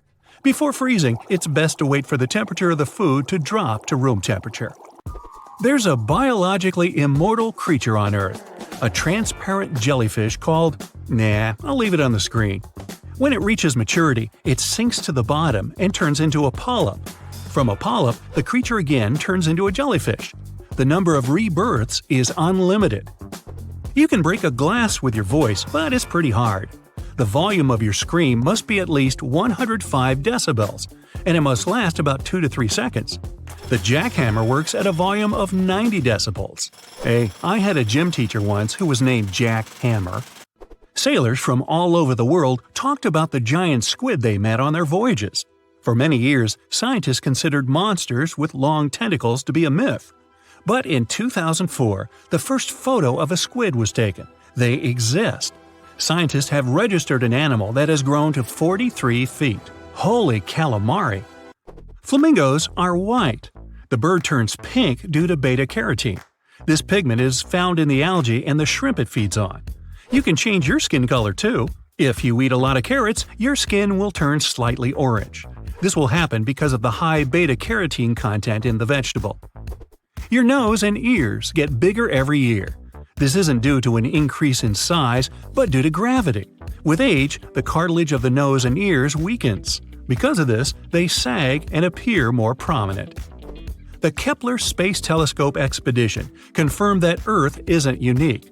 Most likely, our world isn't the only place in the universe where there's life. The device, the size of a minibus, flew through space for 9 years. During this time, it confirmed the existence of 300 million potentially habitable planets. They have a solid surface, liquid water, and nearby stars that look like our Sun. All plants, fungi, animals, and humans evolved from a single microbe. Scientists called it LUCA, the last universal common ancestor. The microbe was discovered by comparing the genes of living beings and their descendants. LUCA lived 4.5 billion years ago. It lived in the craters of deep-sea volcanoes among hot lava and water. Hey, I think we should have a family reunion, don't you? Recent research has shown that Neanderthals could hibernate like bears. This is confirmed by the bones of ancient people from the Spanish cave Cima de los Huesos. Scientists have found signs of slow bone metabolism. It proves Neanderthals slept for months and did not leave the cave. The myth that closed eyes improve memory is true. When your eyes are closed, you don't need to memorize information visually, and the environment does not distract you. This frees up your brain energy and makes the memory more efficient. The acidity levels of the human gastric juice and the acid from the car battery are almost identical. Plastic and even metal will dissolve in your stomach. If we drop a metal plate the size of a penny into gastric juice, there will only be about 63% of it remaining within 24 hours. You can put a shark in a trance for 15 minutes. To do this, you need to stroke its nose with your hand. Yeah, you first. I'll watch from here, thanks. This sort of hypnosis is called tonic immobility, thanks to the receptors in the shark's nose. When stroked, the receptors send many signals, and the shark's brain cannot process them all. I know the feeling. Want to high-five a sea creature? Well, put your hand up for the Tasmanian red handfish. This fish doesn't swim like a fish. It walks. It uses its flipper-like hands to stroll around on the ocean floor. These bottom walkers are disturbed by swimmers and boats a lot. Some people even want to take them home as pets. I think it's better to just give them a wave and swim on by. The vampire squid. Its species name is Vampiroteuthis infernalis, which translates to vampire squid from hell. Oh yes, this vampire squid means to terrify everyone with its name, its dark red color, its spikes at the bottom, and the scary fact that it can basically turn itself inside out. The vampire squid loves putting on a good show, but it's as harmless as a kitten is to humans. It's as if Dracula scared the pants off you, but he didn't have blood-sucking fangs. The vampire squid feeds on food particles from plants and animal matter floating near the ocean's surface. Since they're not predators, they need good defensive strategies, and their vampiric look is designed to ward off large creatures who want to eat them. Turning themselves inside out is a defensive mechanism since the spiky areas in the inner skin are more intimidating. They also shoot out a substance that does not have color, but is packed with bioluminescent particles to distract predators. The vaquita. Going out on a boat off the coast of Mexico sounds like the perfect vacation. The sun, the blue water, the most endangered sea creature. Wait, what? The vaquita isn't dangerous, but don't expect it to stick around to say hello or sign any autographs. It's incredibly shy. This little cow, that's what it means in Spanish, is one tiny sea mammal. With those black markings around its eyes, it looks more like a sea panda to me. Seeing one should make you feel very special. They're on the brink of extinction, mostly because they got caught by accident in fishing nets. It's estimated that there's only 10 left in the wild. The blue dragon. This little creature looks like something out of a kid's fantasy movie. It's called the blue glaucus, casually referred to as the blue dragon or blue angel. It can be found in many places, the Atlantic, Pacific, and Indian Oceans. It's kind of a mollusk and it only grows to be about an inch long. What you think is the back is actually the mollusk's bright underbelly. It regularly floats on its back so that its blue colors help it camouflage with the water's waves. The blue dragon isn't just pretty, it's also smart. It usually feasts on Portuguese man-o'-wars, also known as Physalia physalis. The blue dragon stores their stinging cells for later use, in essence, stealing their defensive mechanisms. When the blue dragon is threatened, it releases those stinging cells it stored, directing them at an enemy to sting them with more power than the Portuguese man-o'-war would have been capable of. As they can store a huge amount of stinging cells, they can be a threat to humans. So, if you find one, don't pick it up. It's best to admire it from a distance. The barrel-eye fish. If you ever wanted to have Superman's X-ray vision, looking at the barrel-eye fish will make you feel like you gained that superpower at some point in your life without even realizing it.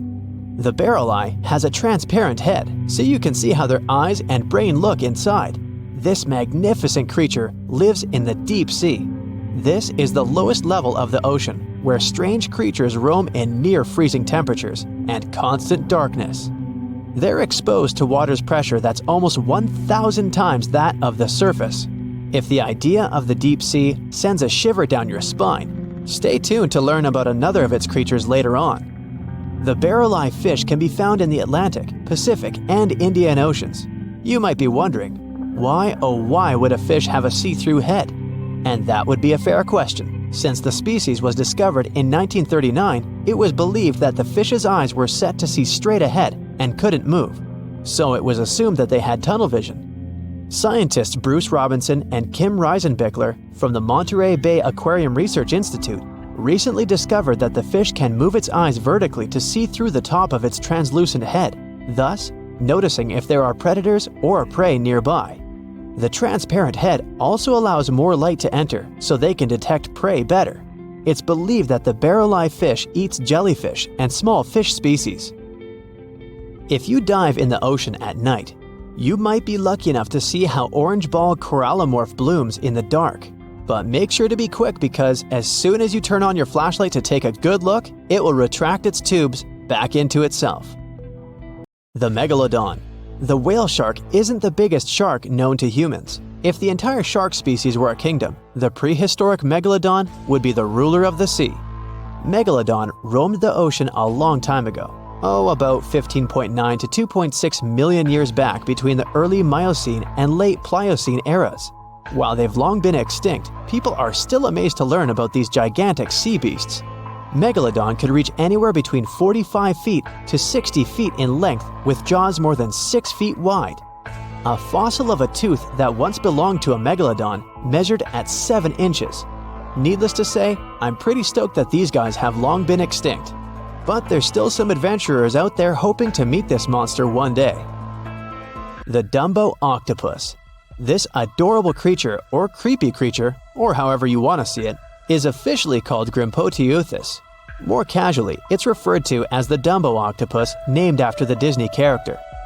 Though Dumbo, the elephant, not the octopus, was teased for his big ears, it's highly unlikely that this adorable octopus gets teased by its water neighbors. They are the deepest living octopuses, living in the deep sea, and you know how scary that place is. They're only about 8 inches tall and spend their days hovering just above the seafloor eating snails, worms, and other food they find in the current or near ocean vents. There are nearly 17 species of Dumbo octopus, and they all have differences in height, color, and body parts. If you can't get enough strange animals, you'll be glad to learn that the deep sea has barely been explored by humans. So keep an eye out. There are bound to be more fascinating animals discovered in the deep in the future. The sea angel. These creatures might look and sound pretty cute, but their diet is far from sunshine and lollipops. Their favorite food are sea butterflies. They lay mucus traps for them and wait in ambush. The squat anemone shrimp. This shrimp is tiny, only 0.5 inches. It's also known as a dancer shrimp because of its peculiar behavior. When agitated, it raises its bottom above its head and does a little dance. Divers also say it readily jumps on their hands and cleans them. The coconut crab. This guy may look pretty creepy, especially when the sun goes down. Mature coconut crabs are around 3 feet in length. Their preferred foods are coconuts, but they can also hunt down lizards and even large birds. The slender snipe eel. Slender snipe eel is a slim and long creature that's still a mystery for marine scientists. It's 4 feet long and it has at least 750 bones in its spine, which is much more than any other animal in the world. The sea pen. Sea pen is 7 feet long and it has a lot of varieties, but most of them look indeed like a pen or a quill. The similarity is even more striking when the animal has a water-filled bulb that anchors it to the floor. The Persian carpet flatworm. This creature looks indeed like a carpet, despite being very small by comparison. It's only 4 inches long, able to become both male and female. It doesn't really mate with other flatworms. Rather, it fights them for the right to bear posterity. The flamingo-tongued sea snails. Tourists love these extraordinary snails for their pretty colors, thinking it's a shell, but in fact, the shell is quite dull and hidden underneath colorful soft tissues. They eat softer, toxic parts of corals and store their toxins to protect themselves. There is a place deep in the ocean where pressure is 1,000 times stronger than that we're used to at the surface. This force is enough to turn an unprotected human into dust instantly. Well, maybe more like mud. Anyway, that's why explorers need some serious preparation and equipment to survive in such extreme conditions down in the Mariana Trench. It is as wide as 20 national malls in Washington, D.C., and about 1/5 as long as the diameter of Earth. People who went all the way down describe it as a chilly, quiet, and very peaceful place. They saw a bright blanket of red and yellow rocky outcrops, and there was a whole variety of unique, small, translucent animals. The popular myth is that more people have gone to the moon than to this deepest place on Earth is not true, though. In total, 24 humans flew to the moon, and at least 27 brave souls dove down to the Mariana Trench. Most of them were explorers and not proper scientists. They just go there for the thrills and also to collect video evidence of different wildlife, geological formations, and human-made objects. Humans started traveling around space and into the ocean depths at around the same time. The first moon landing was in 1969. And the first person to go down the Challenger Deep, the deepest part of the Mariana Trench, did so in 1960. This unusual location got its name after the British ship HMS Challenger, which first located this massive drop in the ocean floor at the end of the 19th century. It would take 8 more decades before the first human went down to it. Explorers didn't manage to do it in a conventional submarine. They used a type of submersible called a bath escape. The Swiss oceanographer Auguste Piccard designed his own in 1953. 7 years later, the submersible managed to do the impossible. It had reached a depth of nearly 36,000 feet. But what explorers saw was merely a fraction of the trench's full size. The fact that it is so huge of the Mariana Trench is just one of the reasons why it's mostly unexplored today. The absence of light is another major issue. Sunlight is incapable of reaching such profound depths, so the entire trench, from top to bottom, lies in absolute darkness. Because of such conditions, the ecosystem is a lot different than the shallower regions of the Pacific. This puts immense pressure on marine wildlife. Yeah, the pun is intended. Another reason why it's so challenging to survive there is the temperature. Water freezes at 32 degrees Fahrenheit. At the bottom of the Mariana Trench, the ocean is just a couple of degrees above freezing. One of the factors that hasn't let this area turn into a giant icicle is the fact that saltwater has a slightly lower freezing point. The other reason is geothermal energy that warms the ground at the bottom of these just enough for it not to freeze. That's why submersibles need to have proper insulation to navigate these icy conditions. When they reach the bottom, researchers find out that this desolate and harsh climate is home to several animal species. They encountered arrow-toothed eels, snailfish, and spoonworms at various depths. There were even strange-looking translucent sea cucumbers and shrimp-like amphipods. The biggest surprise was microbial mats thriving on methane and hydrogen from the mud. Among the species, the Mariana snailfish looks like a master of the environment that can go farther and deeper into the trench to feed on prey than its competitors.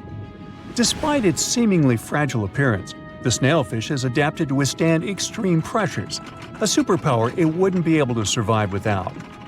The exotic life forms that live deep down aren't normal-sized, since deep-sea gigantism makes them grow significantly larger than their counterparts in other ecosystems.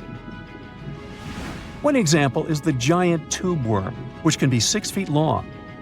Science has a hard time explaining the exact cause of this form of gigantism. Thermal vents are just one of the possible explanations. All of these factors might help explain the huge time gap in researching the Mariana Trench. The first successful dive after the 1960 expedition came only in 2012. That's when the famous Canadian film director James Cameron went down in the deep-sea Challenger. Because few scientists have gone that deep before or after Cameron, There is no map of the deepest point on our planet. We know very little about the oceans that cover 2/3 of the Earth's surface. Researchers have mapped out only 5% of them so far. Science still has a lot to discover in the Mariana Trench and other unexplored places on our planet. The Amazon rainforest stands as the best example of the world's most unexplored regions. The list of reasons why this part of South America is unknown starts with its wildlife: jaguars, anacondas, piranhas, black caimans, and Brazilian wandering spiders are just some of the creatures that pose a risk for researchers. Relentless year-round rainfall induces heavy flooding. Add to all this some treacherous river currents, and you can see why scientists have mapped such a small percentage of the Amazon to date. In just one region of Brazil, near Peru, there are at least 14 tribes that have never had contact with the outside world. The national authorities intend to keep it that way. Isolation of these indigenous people is the best way to protect their future. The same goes for a remote island in the Indian Ocean. After the tragic tsunami of 2004, helicopters flew over North Sentinel Island to make sure its inhabitants were alive and well. Meanwhile, the Sentinelese weren't thrilled. They took up bows and arrows to drive away the unwanted visitors. This tribe is one of the last uncontacted tribes on Earth. Although anthropologists and filmmakers visited the island in the late 1960s, we still don't know much about its indigenous population. It sits a long way off any shipping lanes in the Bay of Bengal. North Sentinel has no natural harbor, and it's surrounded by a shallow reef. This makes access to the island possible only by boat. The Indian officials who lay claim to the island have prohibited outsiders from visiting the island for safety reasons. The estimates on how many people inhabit the island vary significantly, from as few as 15 to as many as 500. The island is not tiny. It's about 5 times as big as London's Heathrow Airport. Apart from occasional contact during the past 2 centuries, the Sentinelese must have been isolated for a long time. They are related to other indigenous groups in the Andaman Islands, but their neighbors cannot understand a word of their language. The continent of Antarctica has no permanent human settlements at all. The only people who periodically live there are international scientists. This vast expanse of ice and snow, roughly the size of the United States and Mexico combined, still has many regions where humans haven't set foot. Satellite imagery and photos that NASA's aircraft made from the air have mapped out the entire continent. So we know where to go, but it's not that easy. The reason for this are all the adjectives that go with Antarctica. It is the coldest, windiest, driest, and brightest of the 7 continents. This makes it virtually unlivable. More than 99% of its surface is covered with a permanent sheet of ice. Its thickness ranges from 1 mile to as many as 3 miles in some places. That's half the height of Mount Everest. Now, the Himalayan range contains the world's tallest unclimbed mountain. It is also the tallest mountain in Bhutan. In the local language, the mountain's name translates as White Peak of the 3 spiritual brothers. Out of respect for the spiritual beliefs of the local population, national authorities restricted and then completely banned mountaineering at the beginning of the 21st century. To this day, there is no evidence that any climber has ever managed to successfully reach the summit of this mysterious mountain. What's the scariest predator under the ocean? The crocodile? Huh, I don't think so. Loch Ness Monster? Please, it never existed. How about the Kronosaurus? Well, it is extinct, but you might be onto something. Let's take a look at what it'd be like if these creatures were still around today. First things first, what on earth was it? The Kronosaurus was a marine carnivore that lived in the cool, high-latitude Eromanga Sea. It covered vast areas of inland Australia between 90 and 120 million years ago, during the early Cretaceous period. Near-complete fossils of the creature were also found near Colombia, which is a country that has a noted connection to prehistoric reptiles and turtles. This fact makes it extremely possible that the monster I'm about to describe existed worldwide. You might have heard saurus and thought, oh, it's a dinosaur. But these were actually reptiles. They were the largest member of the Pleosauroidea family, referred to as plesiosaurs. Fossil evidence suggests they weighed over 20,000 pounds and were roughly 30 feet in length. Just to put that in perspective, the longest crocodile ever measured was a saltwater crocodile by the name of Lolong from the Philippines. It was 20 feet in length and weighed just under 2,500 pounds. And that's still 10 feet shorter and incredibly lighter than the average Kronosaurus, making the crocodile seem like nothing more than a glorified goldfish in comparison. Despite its terrifying length, the most physically daunting feature of the Kronosaurus was its head. Its skull was about 8 feet long, which was actually proportionally large given the size of its body length. Anything that was unfortunate enough to end up inside the Kronosaurus's mouth may have been given false hope. After all, the teeth of the beast weren't actually that sharp.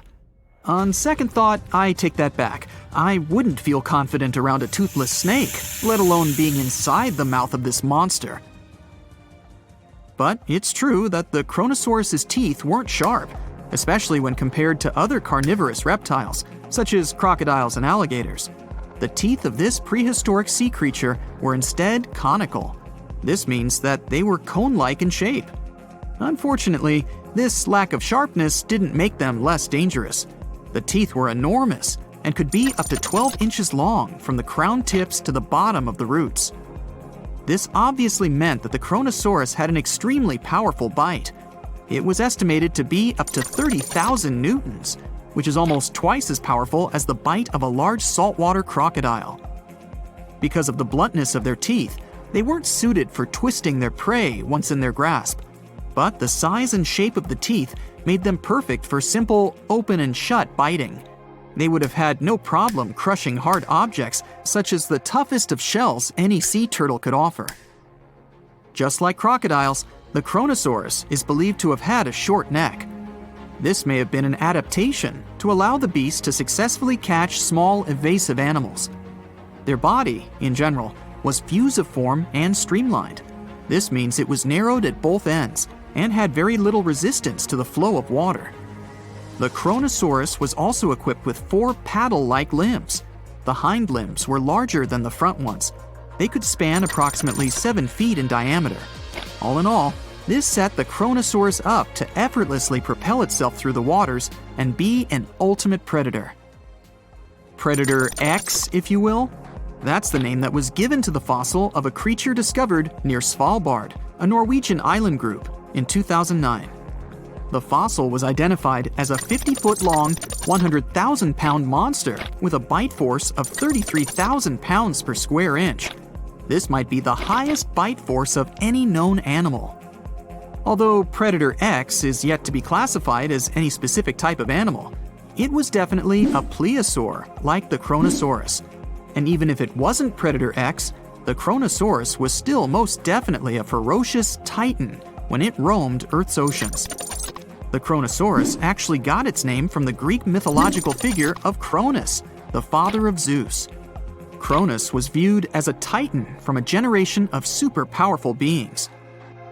So what was it that the Kronosaurus, this terrifying monster, actually feasted on to satisfy its appetite?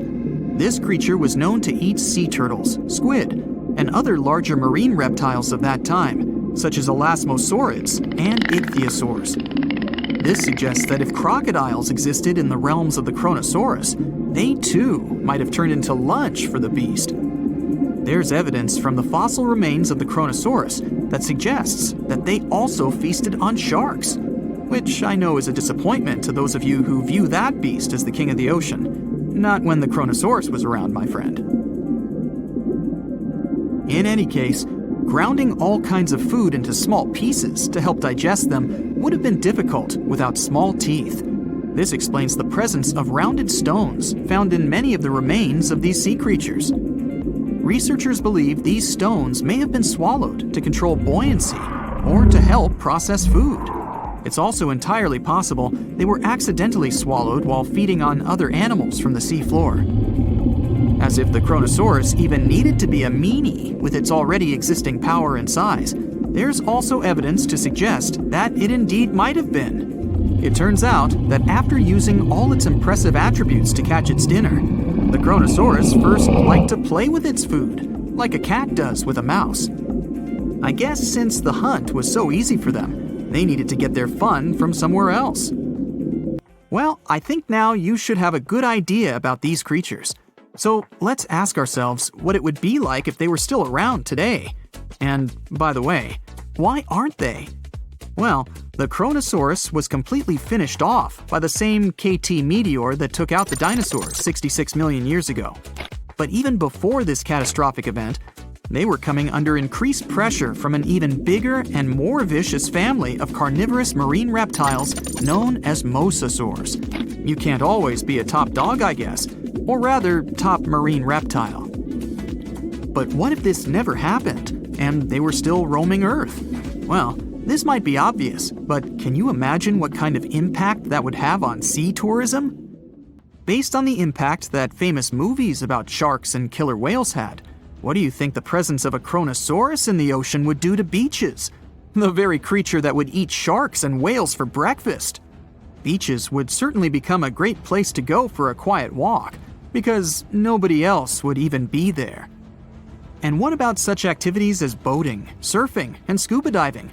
You think anyone would dare try them, knowing that this 30-foot beast could be lurking beneath them? Let's give humans some credit and assume most of them wouldn't. This would cripple the global sea tourism industry, which is responsible for earning roughly $143 billion every year. Just to make sure this shocking point hits home, the most expensive yacht to ever roam the ocean was called the History Supreme. Its master bedroom was believed to have a statue made of T-Rex's bone and a wall made of meteorite rocks, as well as a 24-karat gold panoramic wall aquarium. Anyway, this yacht was worth nearly $5 billion, meaning you could buy 38 of them with the money lost in potential damages to sea tourism caused by the Kronosaurus. I'm sure that the yacht's owner was happy the beast never made an appearance in their luxurious aquarium. So luxurious, in fact, that some people believe the History Supreme, reportedly owned by some business genius from Malaysia, never even existed. Rumor has it that it was simply an elaborate hoax fabricated by the supposed designer. Anyway, I don't think the trouble would just stop there. People could actually be in serious danger, regardless of being near the ocean or not. No, I'm not about to tell you that this thing would grow legs, adapt to living on land, and start picking us off one by one. At least, I hope not. I'm just going to point out the damage that the Kronosaurus would inflict through its devastating impact on sea trade. In America, ocean transit accounts for 76% of national trade. On top of this, more than 100 vital pharmaceutical products originate in the sea. I'll also state the obvious and point out that the ocean is a huge food source for us humans. The presence of the Kronosaurus could have a great impact on our relationship with the ocean, something we usually take for granted. Hello, Brightsiders! Do you know where the deepest place in the world is? I think it's in the Pacific Ocean, near the Philippines and Papua New Guinea. It's the famous Mariana Trench. So let's take a tape measure, a very long one, and attach its end to the boat on the surface. Now we hold our breath and jump in the water. Fish and marine animals swim by. We descend lower to the depths and into total darkness. And after several hours, we reach Challenger Deep. The tape measure shows a depth of 36,200 feet. The famous Mariana Trench is not the deepest place on Earth, as everybody thought. The Kola super deep borehole located in Murmansk region in Russia beats it by a wide margin. And scientists have discovered something unusual and sinister there. When geologists were drilling the hole, they could reach the depth of 9 miles. And then they encountered voids. Scientists on the surface were surprised and scratched their heads and then decided to lower a microphone and dozens of other sensors in these voids. The temperature down below turned out to be 2,000 degrees Fahrenheit. and the microphone recorded something that sounded like human groans and screams. Many people thought the scientists had been able to drill into the underworld. The shocked people up above had already begun to panic, but suddenly an unknown creature jumped out of the drill pipe. It looked like a black goat that walked on its hind legs. Its body was shrouded in black flames. The creature got out of those deep hollows and ran off into an unknown direction. Okay, wait. These are just myths that one newspaper published on the 1st of April. It's International Joke Day, by the way, but many people believed it. It made many believe the scientists working at the borehole had opened a portal to the nether, and that now horrible, outworldly creatures were free from their imprisonment. But like with any myth, there's some truth to it.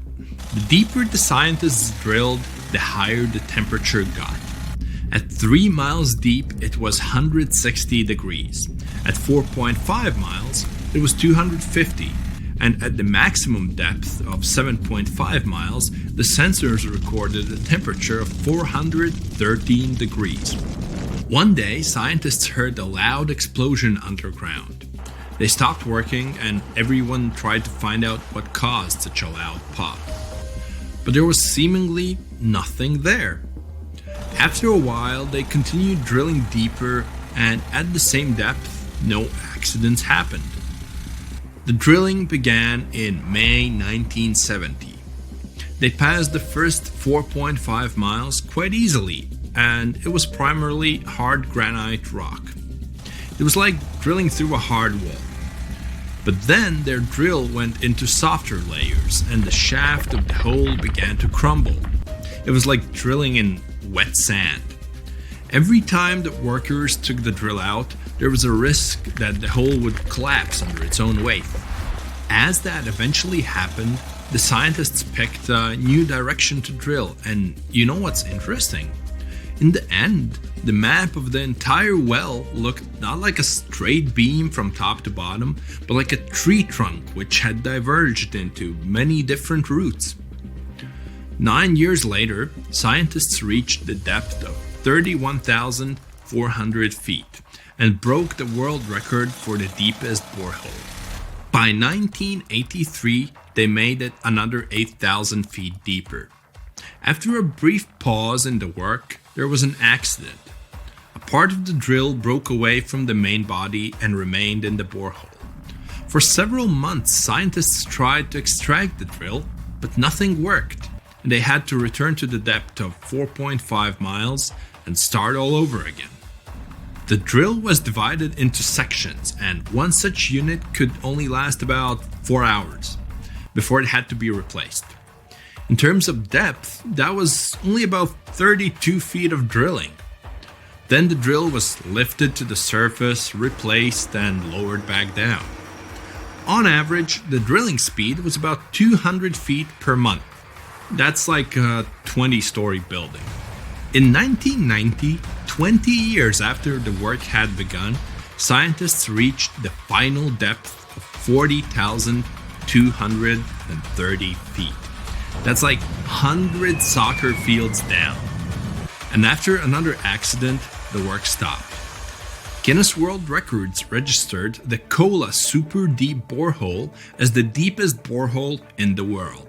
It's like Mount Everest plus 9 Empire State Buildings on top of it. One of the most unusual discoveries at the Kola Super Deep Borehole was that the soil at the depth of about 2 miles almost perfectly matches the composition of the surface of the moon. It has given us more insight into how our ancient satellite appeared and formed. It seems that in the early stages of Earth's formation, a giant asteroid crashed into our planet. With that kind of force, it caused an explosion so powerful that part of our planet broke off and flew upward. This chunk of Earth remained in our planet's orbit, cooled, and later formed into the moon we know today. Another surprise for the workers was the presence of gold. there was about 2.5 ounces of gold for every ton of soil lifted. The deeper the scientists went, the older the rocks were. In layers of rock about 2.8 billion years old, they found fossilized remains of living organisms. It made the world of science bubble with excitement, as it meant that life on our planet appeared 1.5 billion years earlier than first thought. In the early 1990s, they shut down the drilling project. Gradually, the buildings around the borehole and the drilling equipment were lost. Today, a lot of tourists visit the place. It's because of those same myths about creatures from the underworld. Yes, there's a hole 7.5 miles deep under that rusty lid. But the scientists working there never reached their goal. They wanted to drill into the Earth's mantle, but to do that, they would have had to dig down to a depth of about 44 miles. At 200 feet per month, it would have taken as long as 80 years. That's assuming no accidents happened. But the deeper it goes, the more interesting it gets. A few years ago, they found a massive amount of water deep underground. Somewhere up to 370 miles down, there's a substantial ocean billions of years old, and the amount of water there is several times greater than in all the oceans, seas, and rivers combined on the surface of Earth. The water there is at a scorching 2,800 degrees Fahrenheit, but because it's under a tremendous pressure, it doesn't evaporate. It's encased in a crystalline structure of minerals. This ocean was formed in the early stages of our planet's development, when there was only hot lava and debris of space bodies around. But the most exciting thing you can find by drilling is living organisms. They've been there in isolation for billions of years, and they can give us clues as to how life came into being in the first place. Scientists in Antarctica have created a similar borehole. An entire lake half the size of Lake Ontario was discovered under the thick ice. The amount of water in this lake is only 3.5 times less than in the Lake Baikal, the largest lake on Earth by volume. The ice that hides this lake is at least 20,000 years old, and the water beneath it has been isolated from the outside world for about 15 million years. While drilling, scientists lifted a chunk of ice from deep down below and found an unknown bacterium on it. Its genetic code was only 86% similar to known living organisms. That means that we've never seen bacteria like this before, or it had come from outer space. But that's just a theory. We know that these bacteria can live in unusual conditions and at water temperatures below freezing. The composition of underground lake water is also different from what we're used to. There's a lot more oxygen and carbon dioxide in it. Add to these conditions complete isolation, and we get living organisms that have developed and evolved in a completely different way. Do you understand what it means? The study of deep organisms may give us a clue as to whether life could exist beneath the ice on other planets or their moons. For example, Saturn's moon, Enceladus, has ice 24 miles thick. There may be an ocean underneath, which is heated by thermal springs.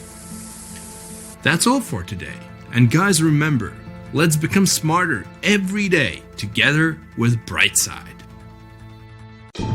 There are plenty of fish in the sea. Some of them look totally like Nemo or Dory. Then there's the butterfly fish and fancy guppy, which is indeed really fancy. And then there's... what on earth is that? I would definitely not pay for a diving experience to see this guy.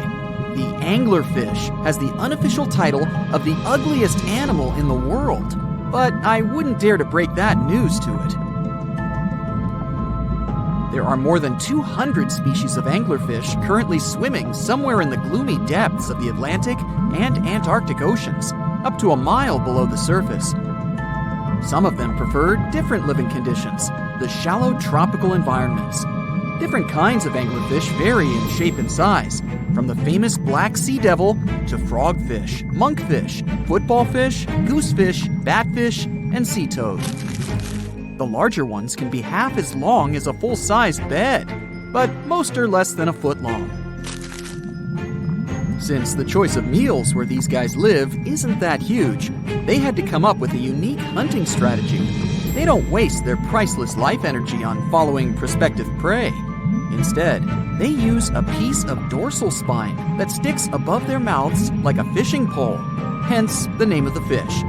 There's a sac of bioluminescent bacteria that glows brightly in the dark at the end of that rod.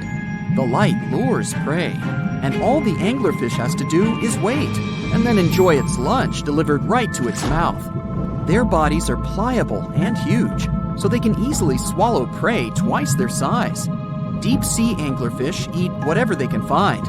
Species that live in more shallow water aren't picky either, and can eat anything from shrimp to snails and small fish. Only female anglerfish have the cool fishing rod feature though. So what about their males? Finding a soulmate deep under the sea isn't that easy. I mean, literally, there's no light down there. Plus, there are frigid temperatures and low oxygen levels. Anglerfish can't afford to go on many dates in those conditions, so they mate for life.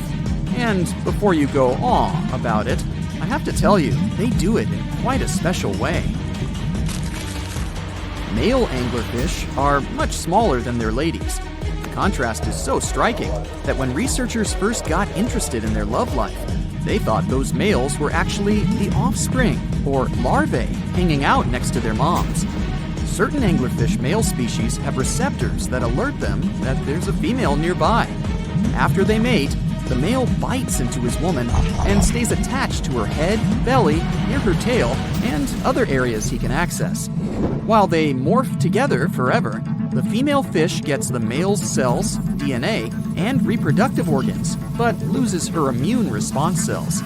The male gets free permanent housing and nutrition. Given the current real estate prices, it sounds like a dream. But that accommodation is shared by up to 8 males, and they can't move out if they ever feel like it.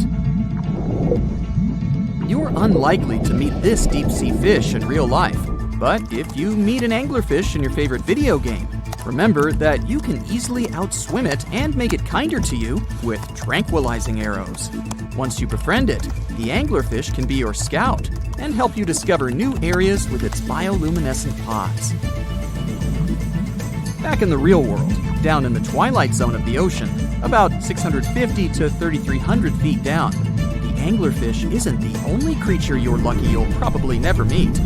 Many of the locals look like they come straight out of science fiction or horror movies, but that's because they had to adapt to this dark, deep world.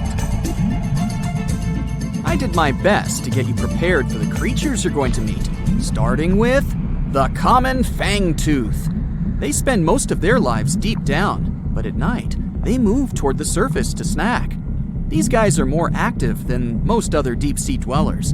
They don't wait for food to come their way, but actually follow it, and then get it with their long, hungry teeth. They don't have a built-in light bulb like the anglerfish, so they've developed a great sense of smell and use as much sunlight as they can get there in the depth to get around. Sometimes, even the shadow of a passing by prospective prey is enough for them to switch to action mode. And though they don't look too charming, they're completely harmless to humans if you ever run into one of these guys. Stoplight Loosejaw sounds like a great name for an alternative band, but it's actually another deep-sea resident with sneaky hunting habits. It has special light-producing photophores under each eye. They emit green and red light like a stoplight, hence the name of the fish. Unlike other fish, these guys hardly ever leave the twilight and midnight zones. Their lower jaw is a quarter of the total body length, and the stoplight keeps it open all the time, hoping to get some lunch. It looks like a ferocious predator, but mostly prefers zooplankton with an occasional dessert of shrimp, krill, and fish. I'm sure you didn't expect to meet a hybrid of an eel and a bird, but here it is! The slender snipe eel has a beak, much like that of a bird, with curving tips. The beak is equipped with tiny hooked teeth that the eels use to catch the antennae of delicious shrimp. And it sure is slender, stretching up to 5 feet and weighing only a few ounces. Scientists don't know all of this guy's secrets, since it's pretty tricky to study in their natural habitat. But it looks like they only produce offspring once in a lifetime, and then pass away. Glass squids like to take it easy in life and literally go with the flow. They're filled with a solution which is lighter than water, so they don't have to make any effort to move around the deep sea looking for food and partners. These creatures are transparent, so they blend into any landscape and don't even cast a shadow while moving. Talk about a great survival tactic. If danger finds it anyway, it can transform into a lumpy ball, pushing its head and tentacles into its mantle cavity. It can also release ink into the mantle and go from transparent to black. The same ink can protect it against hungry whales and seabirds. Another tactic they use to scare off predators is to activate their light-emitting organs around their eyes. I'm getting hungry. Maybe I can snack on this sea cucumber. Ouch, it's moving! So I guess it doesn't belong in a salad after all. These soft-bodied fellows live in all parts of the ocean, from shallow waters to the deep underwater world. Most of them slowly move around with their tiny feet, but some crawl around by flexing their bodies. Sea cucumbers can shed their internal organs when there's a predator approaching.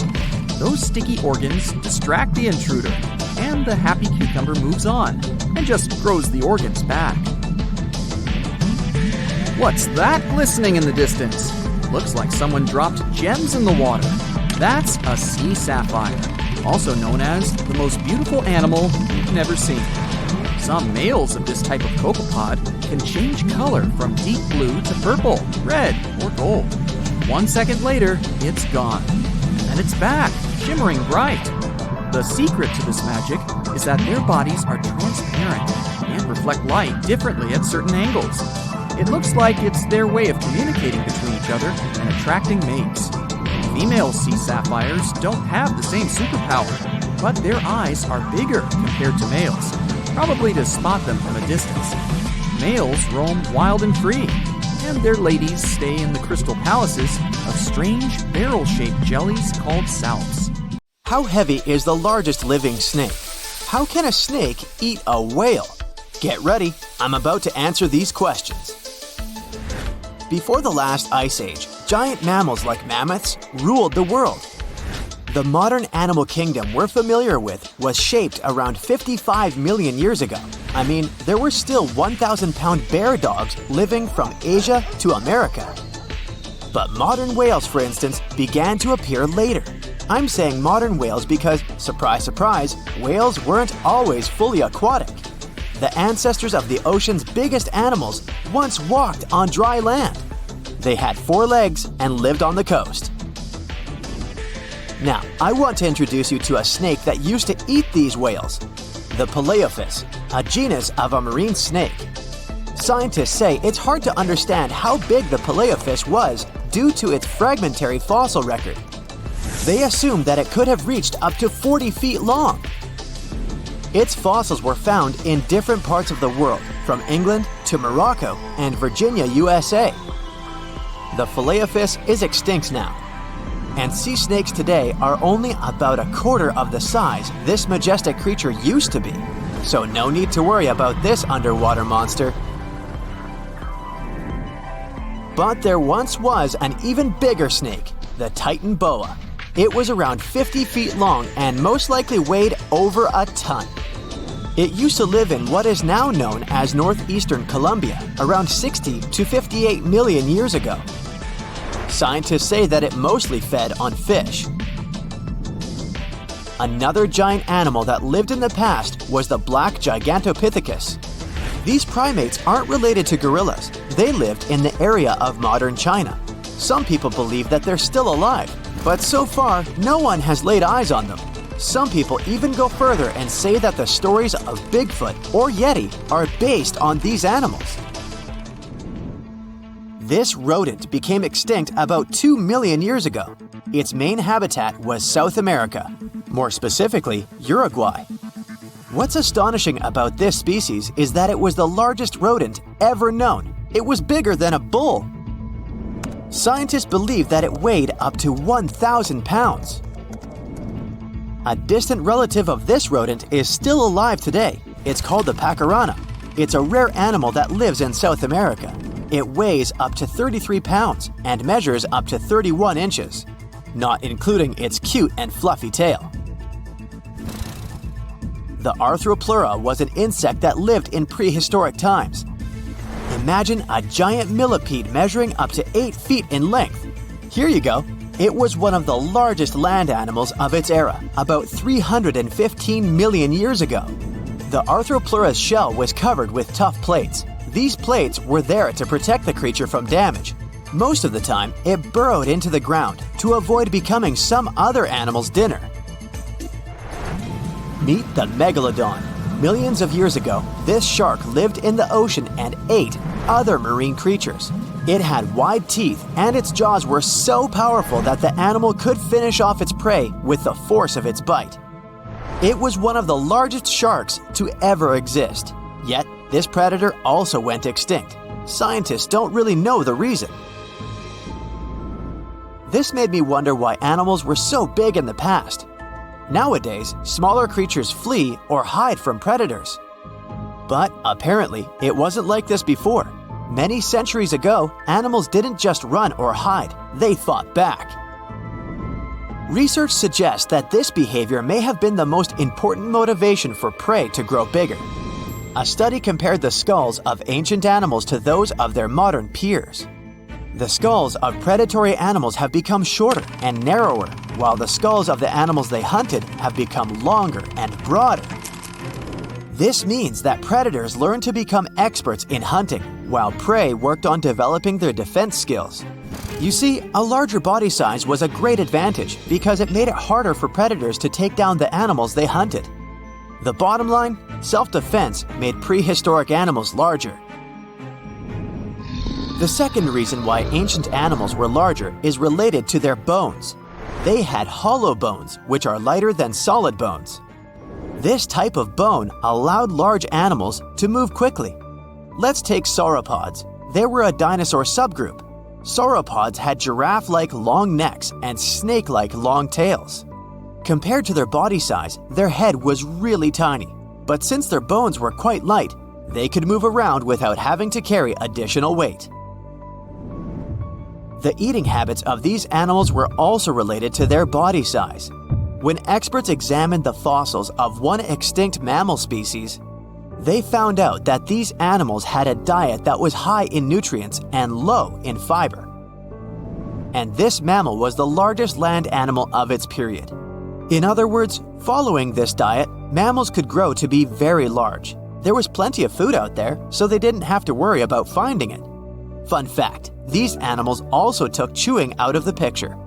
They could swallow their food in large pieces instead of taking small bites. Environmental conditions also played an important role in the evolution of larger animals in prehistoric times. Those animals tended to live in warm, moist climates that provided them with a lot of food. They didn't have to compete for food sources.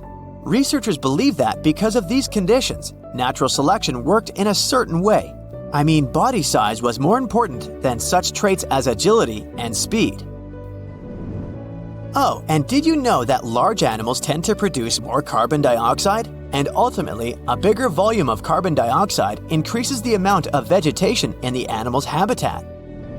As for the abundance of oxygen in the atmosphere at that time, it could be another vital element for some animals' growth. A good but scary example of an animal that benefited from the high levels of oxygen can be the cockroach of the Paleozoic era. At that time, cockroaches were the size of modern house cats. Now this one would give me the chills if I ever faced it. Ugh. What about today? Well, there are over 3,000 species of snakes on Earth. The smallest snake in the world is the Barbados thread snake. It's only around 4 inches long when fully grown, and the largest one? It's the reticulated python. This snake reaches around 20 feet in length. The longest python was discovered in 1912. It measured 32 feet long. As for the largest and heaviest reticulated python, it was named Medusa. Medusa was approximately 25 feet long and weighed 350 pounds. These reptiles lived in Southeast Asia in rainforests, woodlands, and grasslands. Don't be confused though, the reticulated python isn't the heaviest snake in the world. This title belongs to the green anaconda. It weighs approximately 500 pounds. Green anacondas are found in South America and Trinidad in damp, humid areas. I have a bonus for you. Here is a flying snake. You can find these snakes in Southeast Asia. They don't fly like birds, of course, but they do use the power of flight. They can go as high as 300 feet. They leap from tree branches into the air. Once they take off, it's all about aerodynamics. Their main technique is flaring their ribs and pulling in their abdomens. While airborne, they undulate from one side to another and slightly up and down. This motion helps snakes to turn and glide. Why bother with all this if they can just crawl in an old-school way? Scientists aren't sure, but they believe it might be related to escaping from predators. This way, they move from one tree to another without having to get down to the ground. Every now and then, people discover fossils of animals that lived millions of years ago. These ancient discoveries continue to capture our imagination.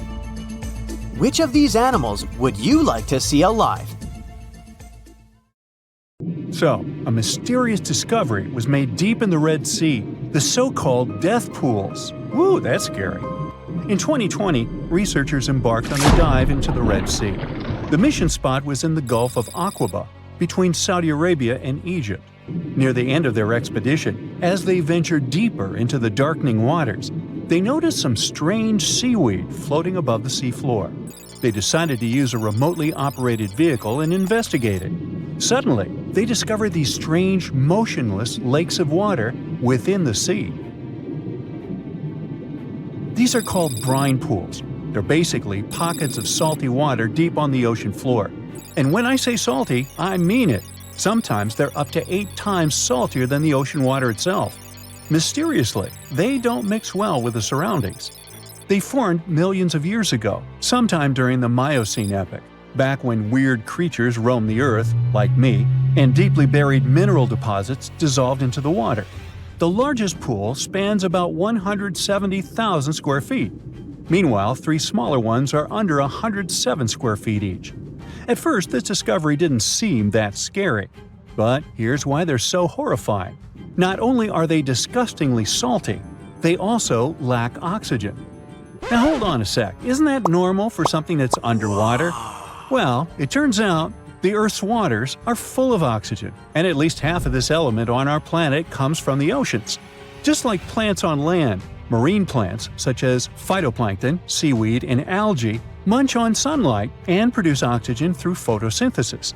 They release lots of it into the surroundings. Marine life then eats half of it, so only about a quarter of the oxygen that we breathe actually comes from the oceans. Just like us, sea creatures need this element to survive. Without it, they can't breathe and support their metabolism to live. That's why these pools are super dangerous for most of them. It's like a puddle of thick syrup for bugs. When they get in, the poor things immediately suffocate and pass away. Which is why the pools are surrounded by a graveyard of marine animals. But let's see how these things can exist in the first place. Have you ever tried making ice cubes from salty water? Spoiler, it's pretty hard. When you add salt, the water gets harder than usual to freeze, a phenomenon that has a funny name, freezing point depression. Oh, that's because salt interferes with the hydrogen bonds between water molecules. As it finally freezes, stuff like particles, dirt, or dissolved salts get pushed out to the sides. As a result, the salt's kind of squeezed out of the ice crystals and gets trapped near the edges in small bubbles or pockets. Something similar happens in the ocean when seawater starts freezing under super cold polar caps. The salt doesn't freeze with the water. Instead, it gets pushed out, forming a super salty cold liquid, the brine. And then it sinks down to the ocean floor. On a large scale, all this process also helps currents to form. Despite being so dangerous, the pools are still full of microbial life, because microbes couldn't care less, they'll survive anywhere. There are literally thick mats of them in the brines. There are also some salt-loving creatures, like shrimps and eels, hovering around the pool's edges. They're being super creepy, waiting to catch unsuspecting prey that ventures too close to the toxic death pool. Ew. Well, it sounds icky, I know. But this discovery gives us some fascinating insights into how life might have originated on Earth. We already know from the evolution theory that we came from the ocean, but now scientists think that life might have begun in the deep sea in some super dark, oxygen-free places. These brine pools are like time capsules. They're one of the closest things we found to the early Earth. They can tell us the planet's history of earthquakes, floods, tsunamis, and more. For example, they have some traces of rainfall that happened over 1,000 years ago. And they can also help us search for life on other water-rich planets. For example, Mars most likely used to have huge oceans on it. Now, NASA scientists want to send a special instrument called HABIT for a special red planet mission to study things similar to our brine pools. This will tell us more about how life appears and survives in the universe. There is lots of unexplored fascinating stuff like this in the Red Sea. That's why scientists conducted the so-called Decade Expedition and spent around 5 months exploring the place. This expedition was launched by the National Center for Wildlife. They made so many remarkable discoveries that now we've got 77 new research papers. For example, they found over 10 blue holes, incredible underwater sinkholes that host unique ecosystems. They also learned that dolphins can use those blue holes to protect their young from predators. Scientists also found traces of great white sharks, a creepy community of deep-sea lanternfish living in low oxygen conditions, and even a new coral species. It's the most resilient deep-sea corals that also vibe just fine without oxygen, like microbes we mentioned. Speaking of which, research also showed us some new ancient thermal vents and large blobs of microbial formations near Farasand Island. Now, can you believe that with all that, we only explored 5% of the ocean? It's divided into several layers based on depth. Each layer becomes darker and more isolated from sunlight as we go deeper. The places that no sunlight can reach are terrifying. Now, the fun, cute layer with dolphins and turtles is called the epipelagic or sunlight zone. It's so tiny, but even this layer is about 650 feet deep. Then we have the mesopelagic or twilight zone. It's the layer of mysterious octopus, shark, and other loners, which extend to about 3,000 feet down. And then the horrors begin after this one. We encounter the bathypelagic or midnight zone. It extends to 13,000 feet below the surface, about a half of Everest above you. Here we have the famous poor blobfish, squids, and anglerfish. Below it is the abyssal zone. It extends to about 20,000 feet deep. Since there's not much sunlight or oxygen, as we mentioned, most creatures here are quite small, like tube worms and shrimp. The darkness continues until we arrive at the scariest place of the planet, the place full of trenches formed by tectonic plate movements, the Hadal Zone. It's named after Hades, the deity of the underworld in Greek mythology. Just like Hades' realm is dark, remote, and guarded, the Hadal Zone is the deepest and most depressing part of the ocean. It starts at depths of around 20,000 feet and can go down to 36,000 feet and more. The famous Mariana Trench also belongs to this zone. Only 3 people in history have ever explored these depths in person, making it one of the least explored and most mysterious places on our planet. However, despite crazy high pressure, near freezing temperatures, and complete darkness, there are still things who manage to survive here. Guys like amphipods, which are critters who feed on dead material sinking from above, and the Hadal snailfish, which lives as deep as 27,000 feet. So scientists used to assume that if there's no sunlight, there wouldn't be that much oxygen around. But one day, a research team decided to measure the levels of oxygen in one of those deep zones. Surprisingly, the levels were super high. They checked the equipment thinking that it was malfunctioning, but nope, all the sensors showed the same thing. Turns out the oxygen was somehow generated by rocks. These small potato-sized rocks on the seafloor are called polymetallic nodules. They're rich in metals like copper, nickel, and cobalt, and they're basically like small batteries. When you put a battery in salt water, it can produce bubbles of gas, a process called electrolysis. In the same way, these rocks create tiny electric currents, which are powerful enough to produce the same gases, splitting water molecules into hydrogen and oxygen. It's the first time we saw oxygen being produced by some non-living minerals. This is what scientists now call dark oxygen. It turned out that about half of large marine species, or megafauna, were living just on dark oxygen alone.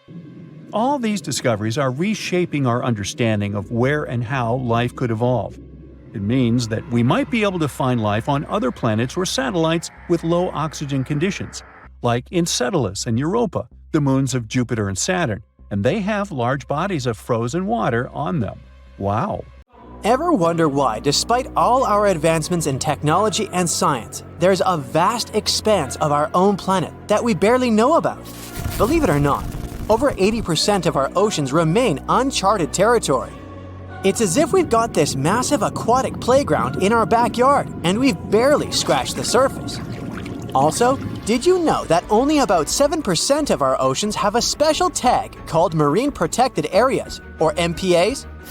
How come this colossal body of water that envelops most of our planet is also among the most vulnerable and misunderstood spaces in the universe?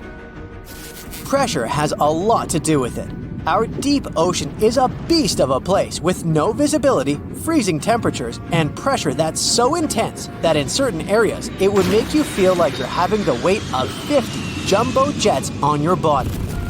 No wonder we're having an easier time sending people into space than to the bottom of the ocean. The deeper you go into the waters, the more pressure piles up.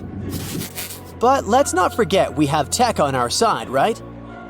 Scientists now use these cool satellite technologies that track the color of the ocean to check how much phytoplankton is there, for example. Why is this important, you might ask?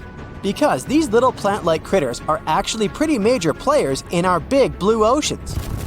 In the grand scheme of things in the aquatic world, phytoplankton is like the bedrock of the ocean food chain. It gives life to almost everything, from the tiny zooplankton, which are animal-like microorganisms, to those colossal, magnificent whales. When these technologies first came around, satellites could get clear images of the ocean faster than a ship could take the same number of measurements in 10 years. But it's not all about looking at the ocean from space. Sometimes you gotta dive in there and see it for yourself. Thankfully, we've come a long way in ocean exploration tech too. We've got things like floats and drifters that ride the ocean currents while collecting data, and a whole fleet of underwater vehicles, some of which are manned, some remote-controlled, and some even autonomous. Remember James Cameron, the guy who made the movie Titanic? He's super into exploring the ocean, and in 2012, he set a record by going down to the Mariana Trench in a vertical torpedo sub.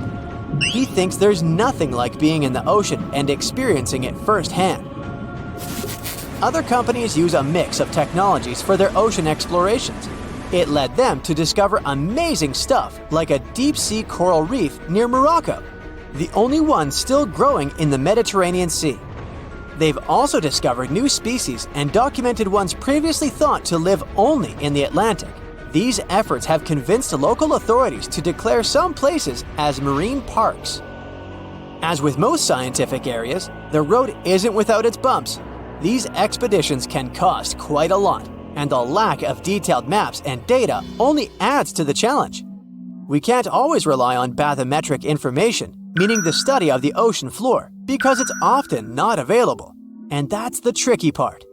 We need to explore more to know more, but getting the funds for these kinds of projects can be tough when there are so many unknown variables.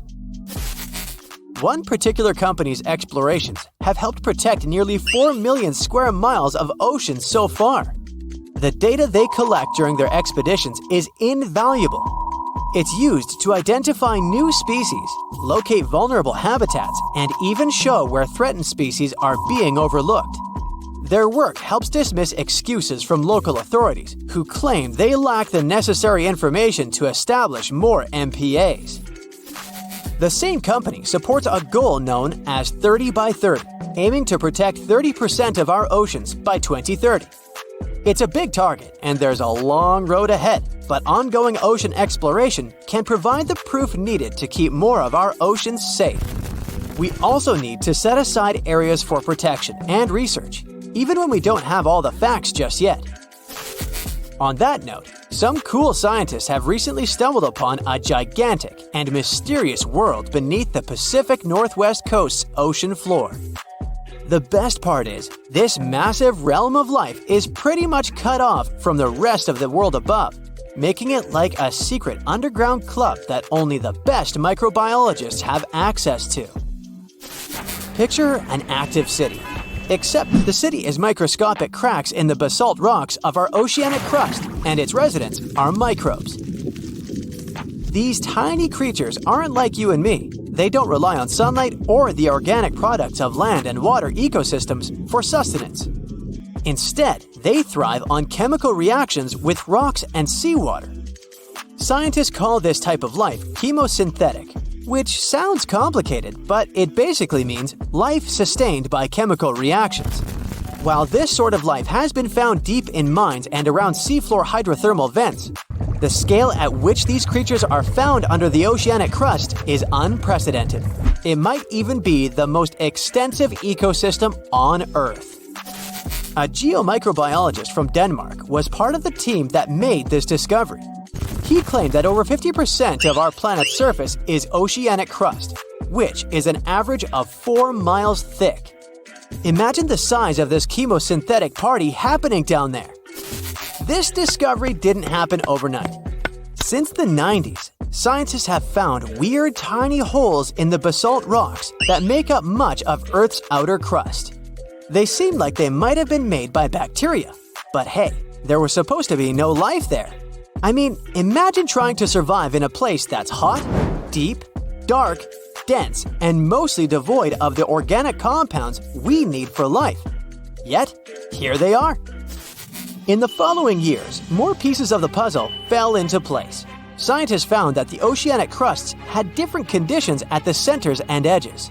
At the centers, rocks are jam-packed with energy-rich compounds that support these tiny life forms. But by the time they reach the edges, these chemicals are all gone. Fast forward to now, and it's time to put the puzzle together. A microbial ecologist from the University of North Carolina worked on this research and says we now have solid evidence of microbial life in the cracks and crevices of deep ocean basalt. The next question scientists asked was, how far does this life extend? Researchers collected samples of crust from a plate roughly 120 miles off of Washington's coast, drilling deep beneath the ocean's surface. What they found down there was remarkable. The life down there runs on a unique fuel, hydrogen. Yep, in the absence of sunlight, hydrogen provides the energy for all their biological processes. These microbes use hydrogen to transform carbon dioxide into organic matter. This matter and other byproducts, like methane, then fuel other organisms, creating a network of life. Of course, the life down there isn't as complex as the one we know up here. Scientists doubt there will be any multicellular life under the ocean because it's too hot and energy poor. But hey, who knows? This universe under our oceans still has a lot to reveal. This whole thing is significant for many reasons. First, it confirms that life can exist in places without oxygen, which changes our perspective on where we can find life. This makes us wonder if life could exist under similar conditions on other planets, where surface conditions might be too harsh. The implications on Earth are also profound. If a large portion of life exists in the oceanic crust, then our understanding of life on our own planet could be completely changed. This exciting discovery stretches our understanding of life and prompts us to keep exploring the mysterious depths of our oceans, pushing the limits of our understanding. NASA is also in on the whole deep sea exploration project. Why? Shouldn't they be preoccupied with outer space? Because they're hoping to find hints about what the oceans on other planets might look like. NASA specialists are really hopeful that by unearthing underwater secrets, we can solve some of the big questions about space. Plus, they're testing some nifty equipment for future journeys across our solar system.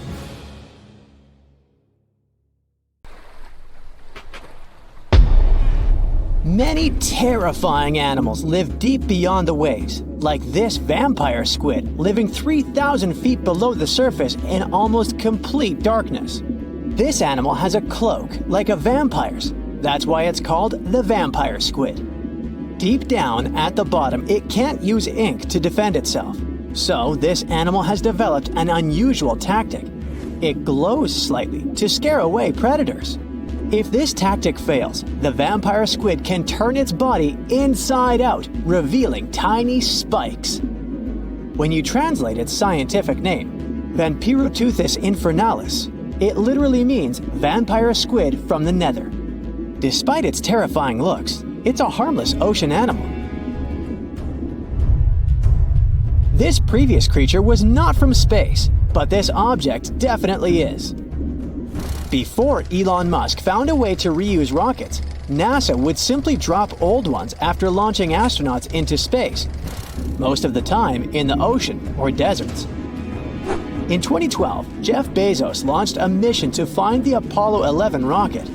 They found it by using sonar, but it was in terrible condition. It was sitting on the bottom of the ocean, not far from the predicted site. They were able to rescue the engine and reconstruct 2 of them. The most famous lost city is Atlantis, but sadly, we still haven't discovered it. However, Heraklion was also just a myth until one British pilot saw something that looked like a city while flying over the Mediterranean Sea. He reported it, and 60 years later, a group of divers went there. They were shocked when they found an entire city underwater. It was loaded with artifacts that could tell us a lot about the history of the place. Now it's one of the best underwater archaeological sites in the world.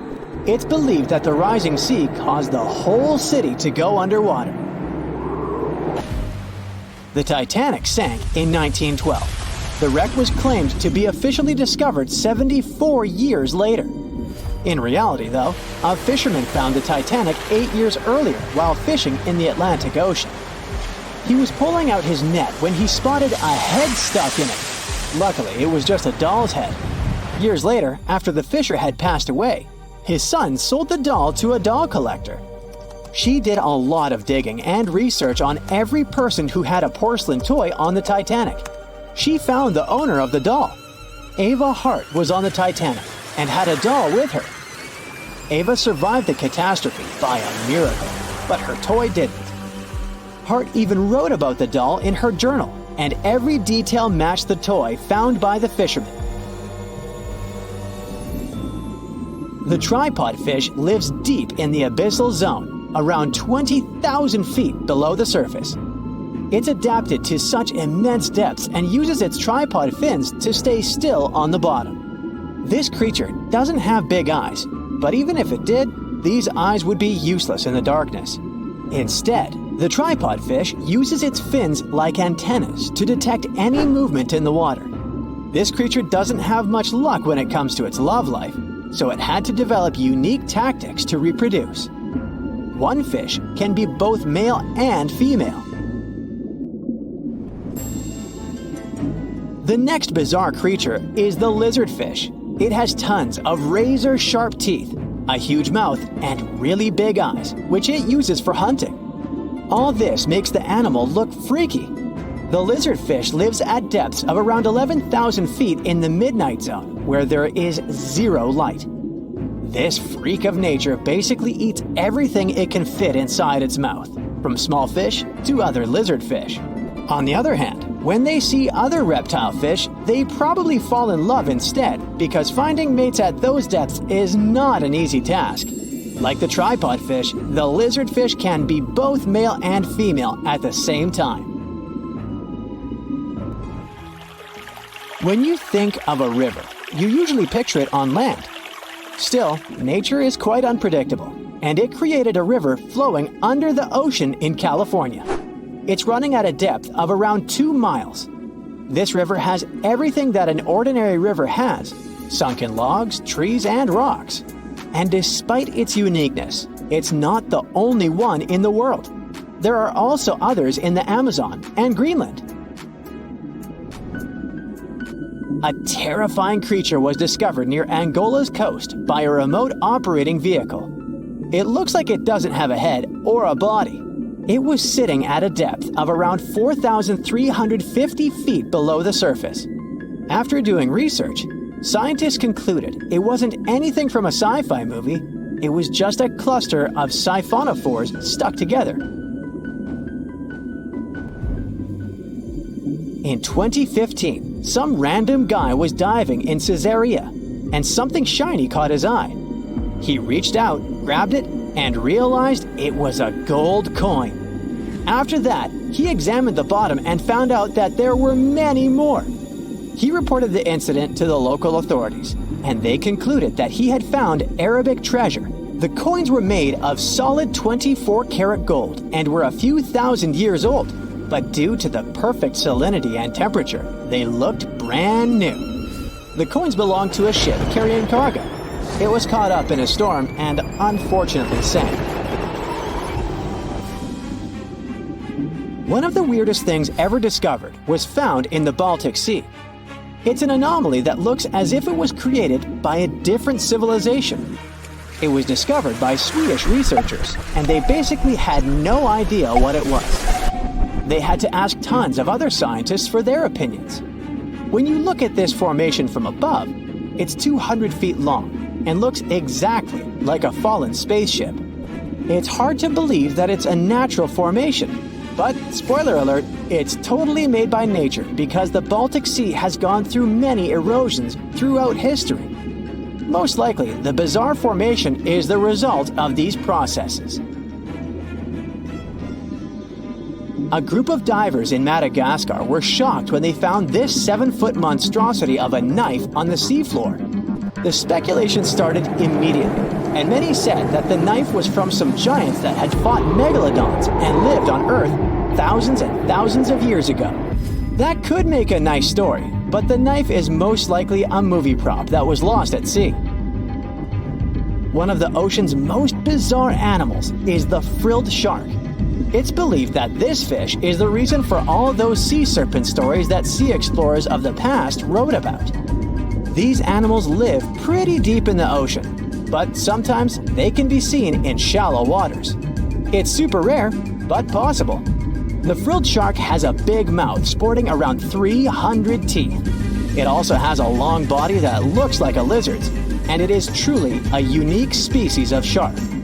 Its prey can be half of its size because this shark's stomach is like that of a snake, and it can swallow huge fish or crustaceans. Spotting a few worms in your garden is no big deal, but after seeing a 26-foot long one in the ocean, you will make your wetsuit a little wetter. This worm is super rare, and it's completely harmless to humans. It's actually not a giant worm. It's a cluster of zooids that are stuck together in a worm-shaped formation. They usually only eat plankton, bacteria, and other tiny things that can be found in the ocean. Probably the scariest thing in the ocean that is 100% real is the magna pinna, which can be found at crazy depths of 20,000 feet below the surface. This monster looks like an underwater Slender Man, but it's just a squid with really long tentacles that can reach a terrifying size of 8 feet. This guy has only been seen a few times, and basically, we don't know much about this creature so far. Well, hey there! We dive back in time and into the oceans over 500 million years ago, just, because we can. Whoa! Watch out! It's not megalodon or giant sea reptiles you need to look out for here. It's a bizarre, unearthly-looking creature called Anomalocaris. The name means unlike any other shrimp, and I think you'll agree, it looks like a nightmarish cross between a shrimp and a modern-day centipede. 2 tentacles protruding from its face, each lined with razor-sharp teeth. Oh yeah, and this thing was about the size of your leg. With a wave-like movement of the flaps on each side of its body, it was graceful for a terrifying creature. It was also more advanced than any other life on this planet at the time. Especially those huge eyes. You have only one lens in each of yours.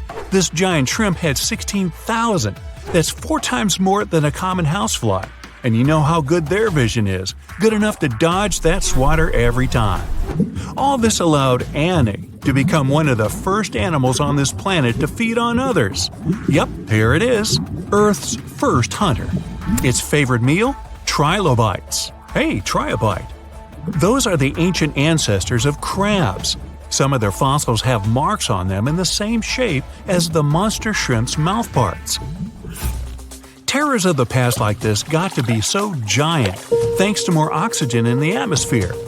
A perfect example of this, Meganeuropsis. Imagine a dragonfly. Now make it as big as a cat, and with a wingspan longer than your arm.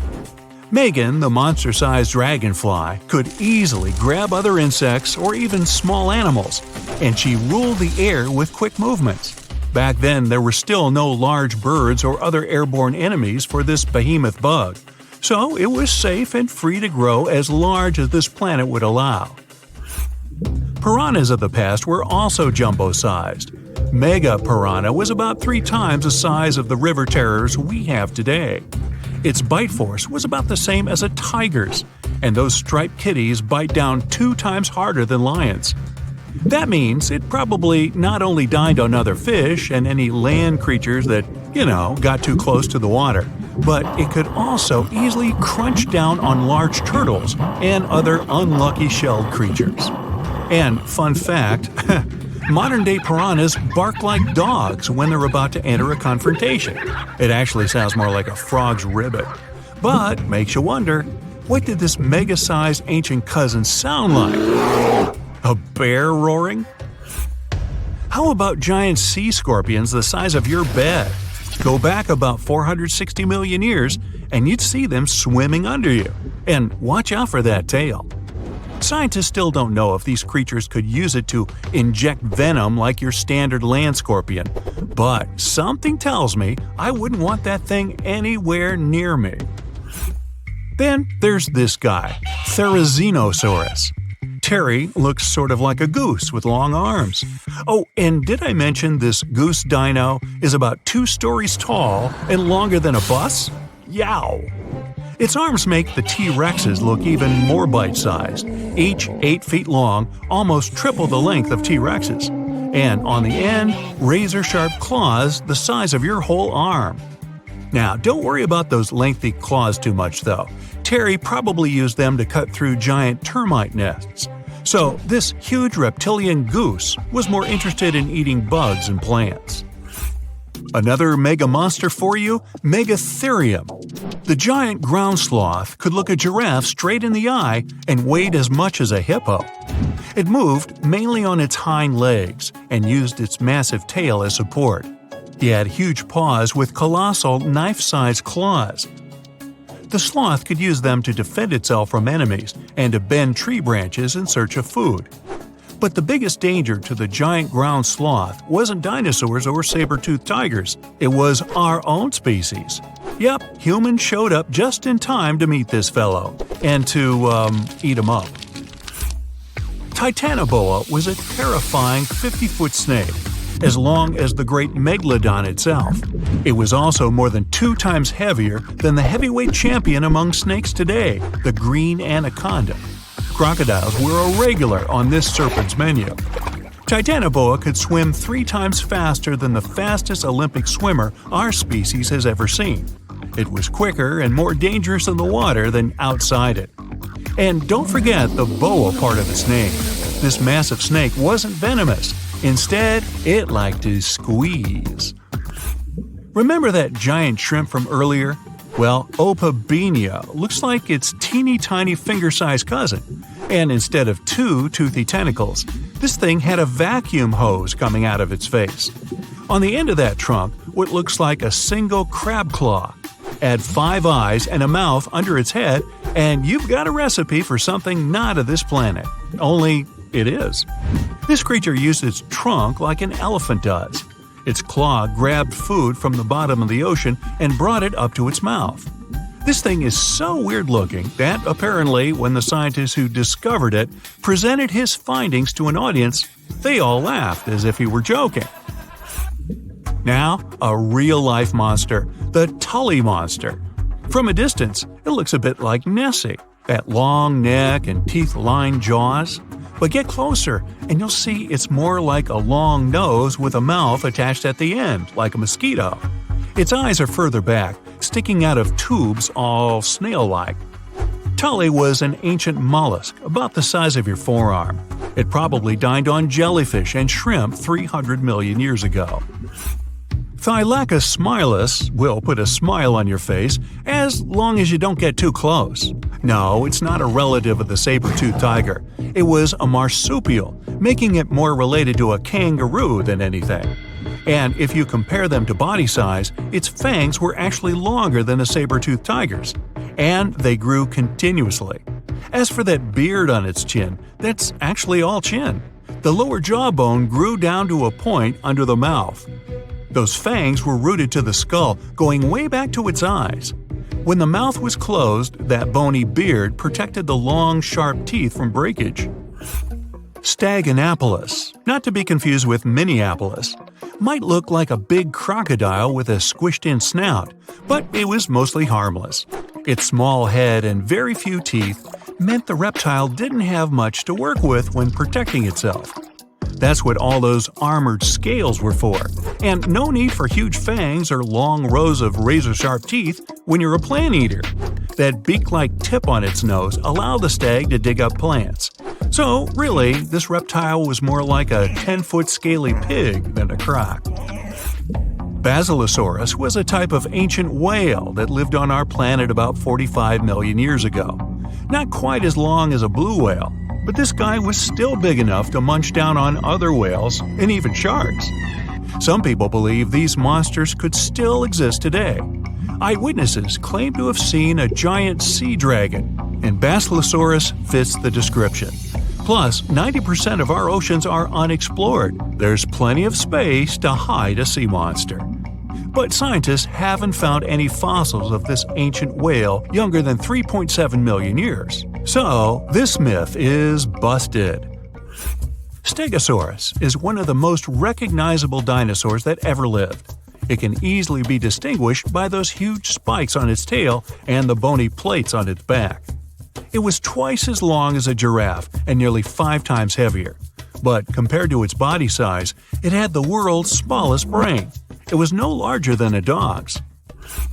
Pelagornis had the largest wingspan of any bird ever discovered. It was twice the size of the largest bird today, the wandering albatross. Such huge wings made it hard for the bird to take off. It could only do so by jumping off cliffs. And when it finally spread its wings, this giant could only go about 40 miles per hour. The fastest bird today can reach speeds 5 times that. Now, the Mariana Trench is the deepest and probably the most enigmatic place on Earth, whatever that means. Bizarre creatures, such as deep-sea anglerfish, frilled and goblin sharks, barrel-eyed fish, hatchet fish, live in a crescent-shaped trench in the western Pacific. Just 3 people have ever descended down the Challenger Deep in the southern end of the Mariana Trench. There, at a depth of almost 11,000 feet, vents are bubbling up carbon dioxide and liquid sulfur. Mud volcanoes erupt under the pressure 1,000 times greater than at the surface. And so, it's no place I want to go. So bye! Get back in there. Alright, since you clicked, yeah, you're about to visit places no less mysterious and creepy than the Mariana Trench. Your first stop is Mexico, the Yucatan Peninsula to be precise. See those bottomless sinkholes filled with crystal clear water? It's fresh water that overlies salt water seeping from the sea. The sinkholes are called cenotes. The Mayans believe these natural wells were the gateways to the underworld. Thousands of cenotes, created by collapsed limestone bedrock, form one of the world's longest underwater cave systems. You can easily get lost in this tangled, mysterious network. Now it's time to visit the Caribbean.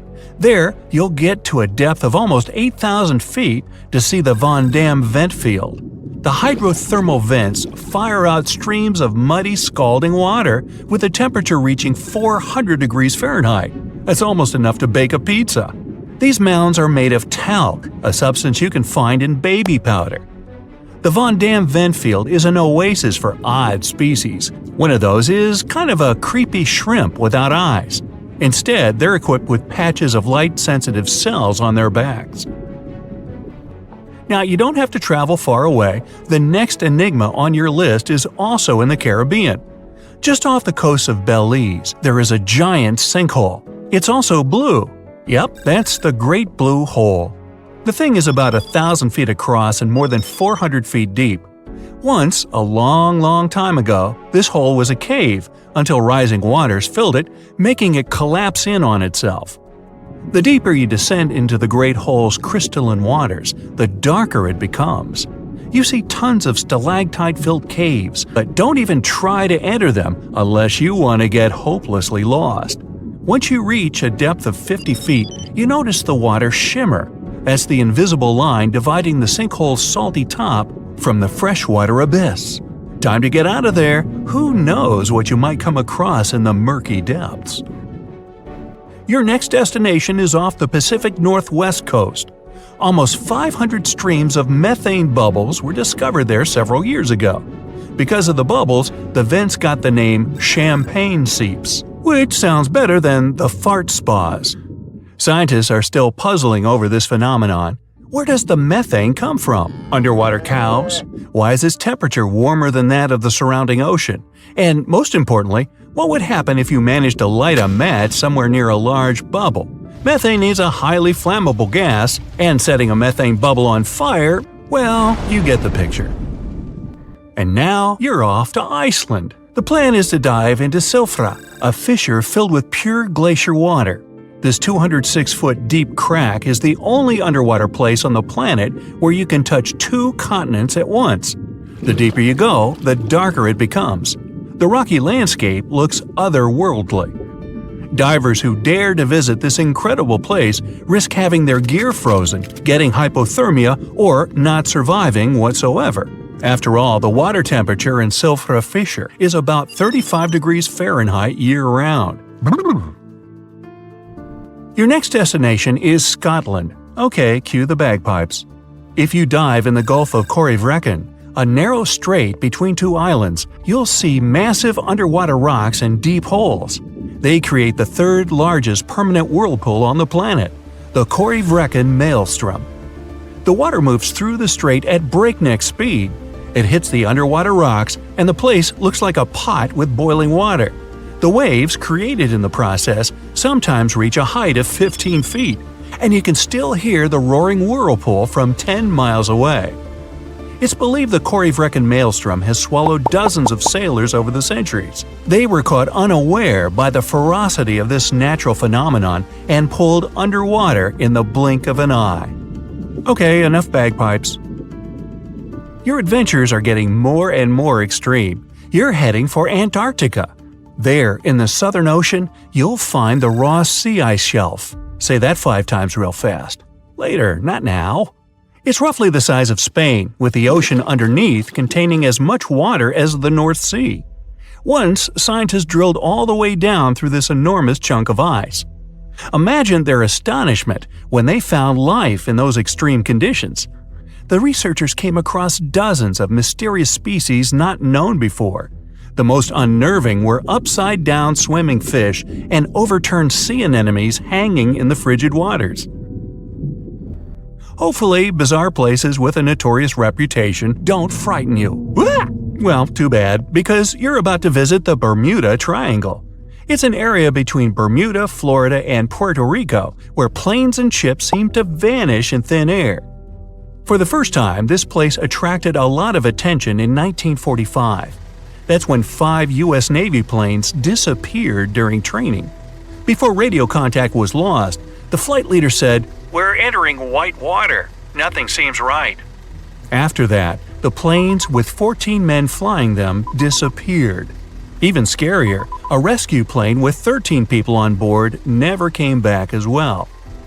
Some people believe the mythical city of Atlantis lies at the bottom of the triangle. They claim its inhabitants use extraterrestrial technologies to sink ships and crash airplanes. Others blame rare and unexplored natural phenomena, for example magnetic anomalies, or massive pockets of flammable methane gas. There we go again.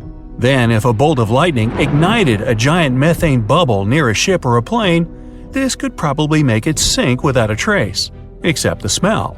But methane is found everywhere all over the world, and it never behaves this way. Some experts aren't sure there's a mystery to explain whatsoever. Lots of busy routes pass through this area.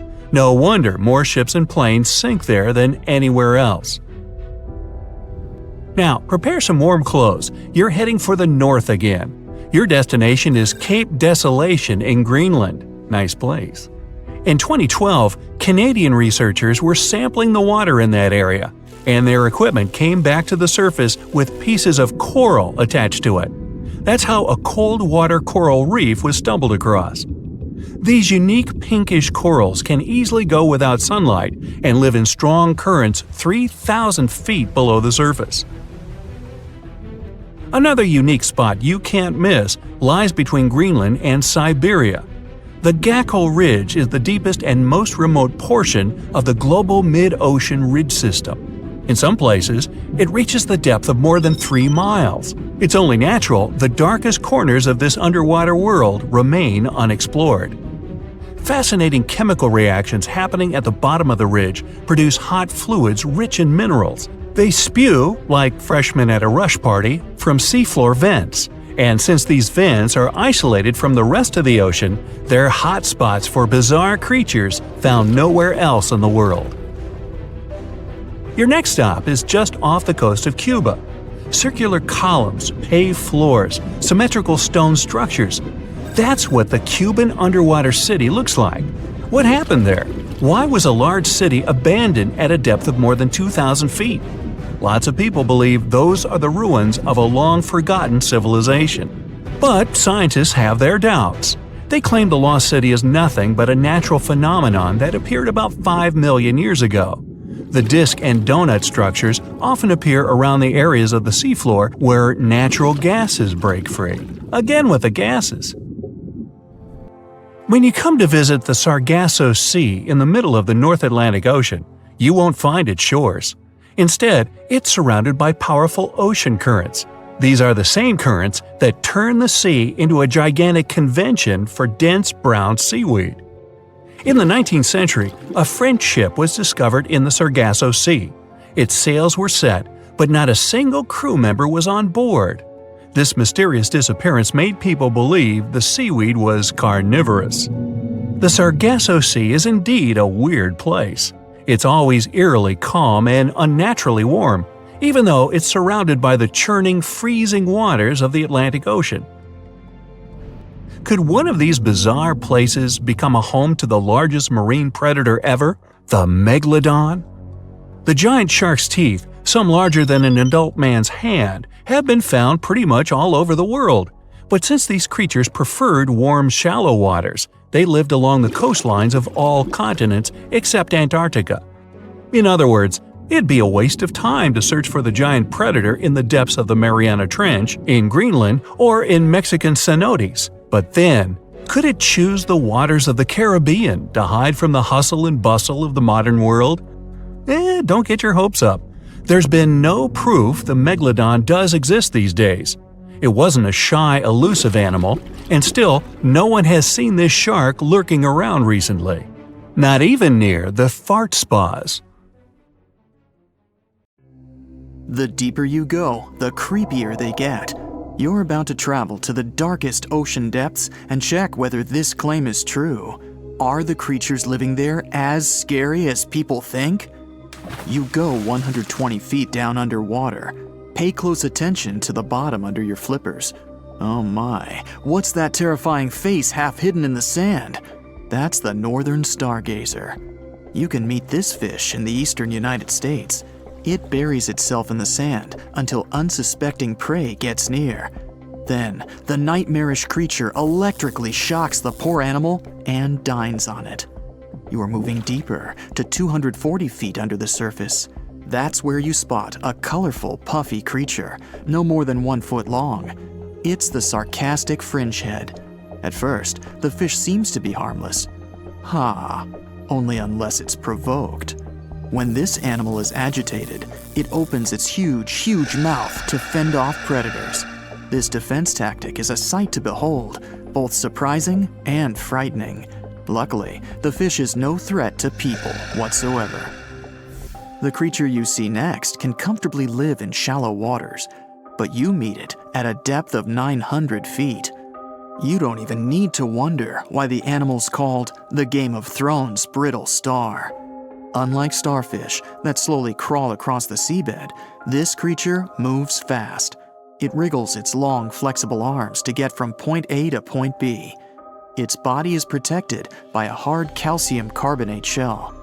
Also called snake stars, these creatures are tiny and easily fit in nooks, cracks, and small crevices in rocks. At a much greater depth of 2,000 feet, you come across the giant squid. For a long time, it was thought to be a creature from legends rather than a real animal. The giant squid was first caught on camera in 2001, and it's exactly as big as its name implies. The creature's eyeballs are the size of soccer balls, and the squid itself can weigh up to 600 pounds. Almost 3,000 feet below the surface, you get spooked by another creepy-looking animal. It's somewhat red and rather small, no longer than 1 foot long.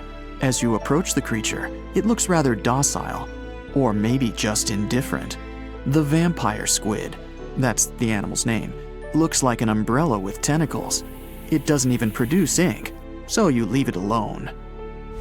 Soon after that, at a depth of 3,200 feet, you meet the cookie cutter shark.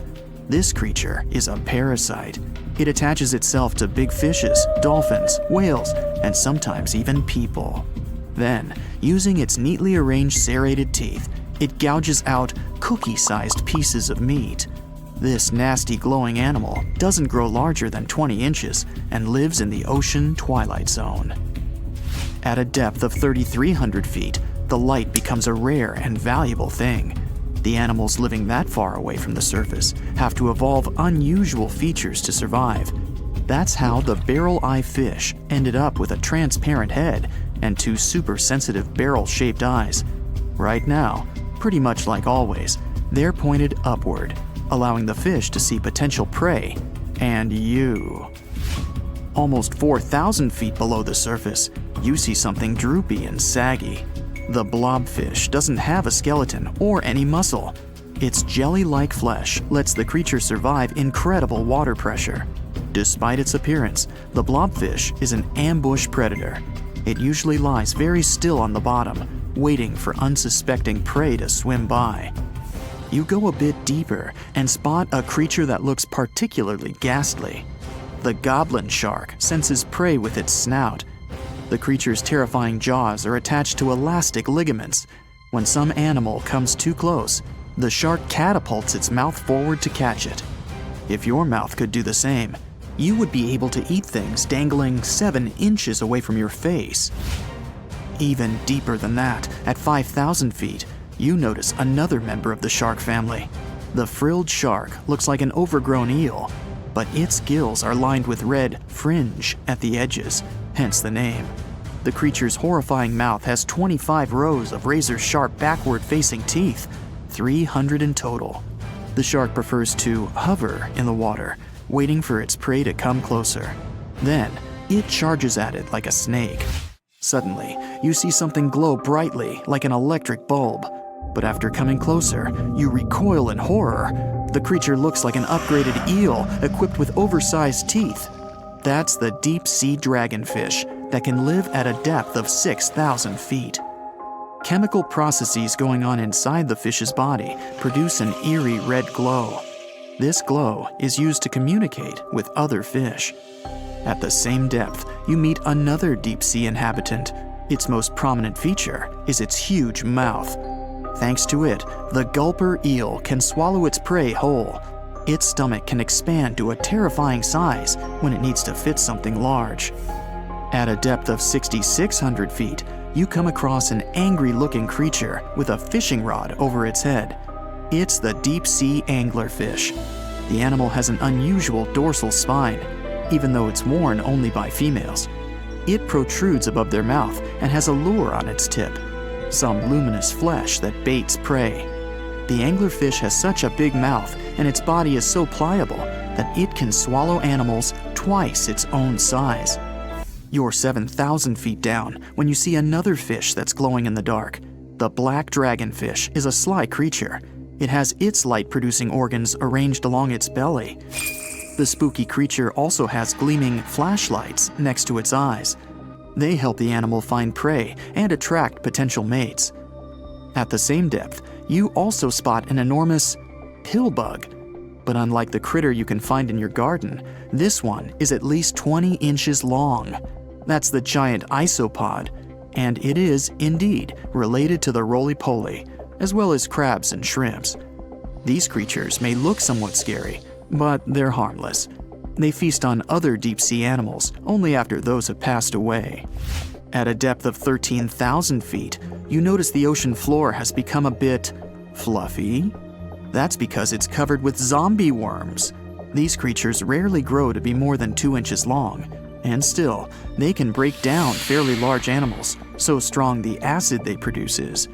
The worms' feathery appearance makes them look like plants, but the truth is, these creatures munch on rock-hard bones of the world's largest animals, such as whales. The grid-eye fish almost scares you out of your mind soon after that.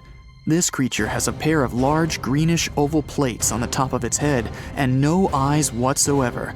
Experts believe that these bony membranes detect light coming from predators, saving the fish's life. You're now 3 miles down below the surface, and that's where you spot something bizarre on the bottom.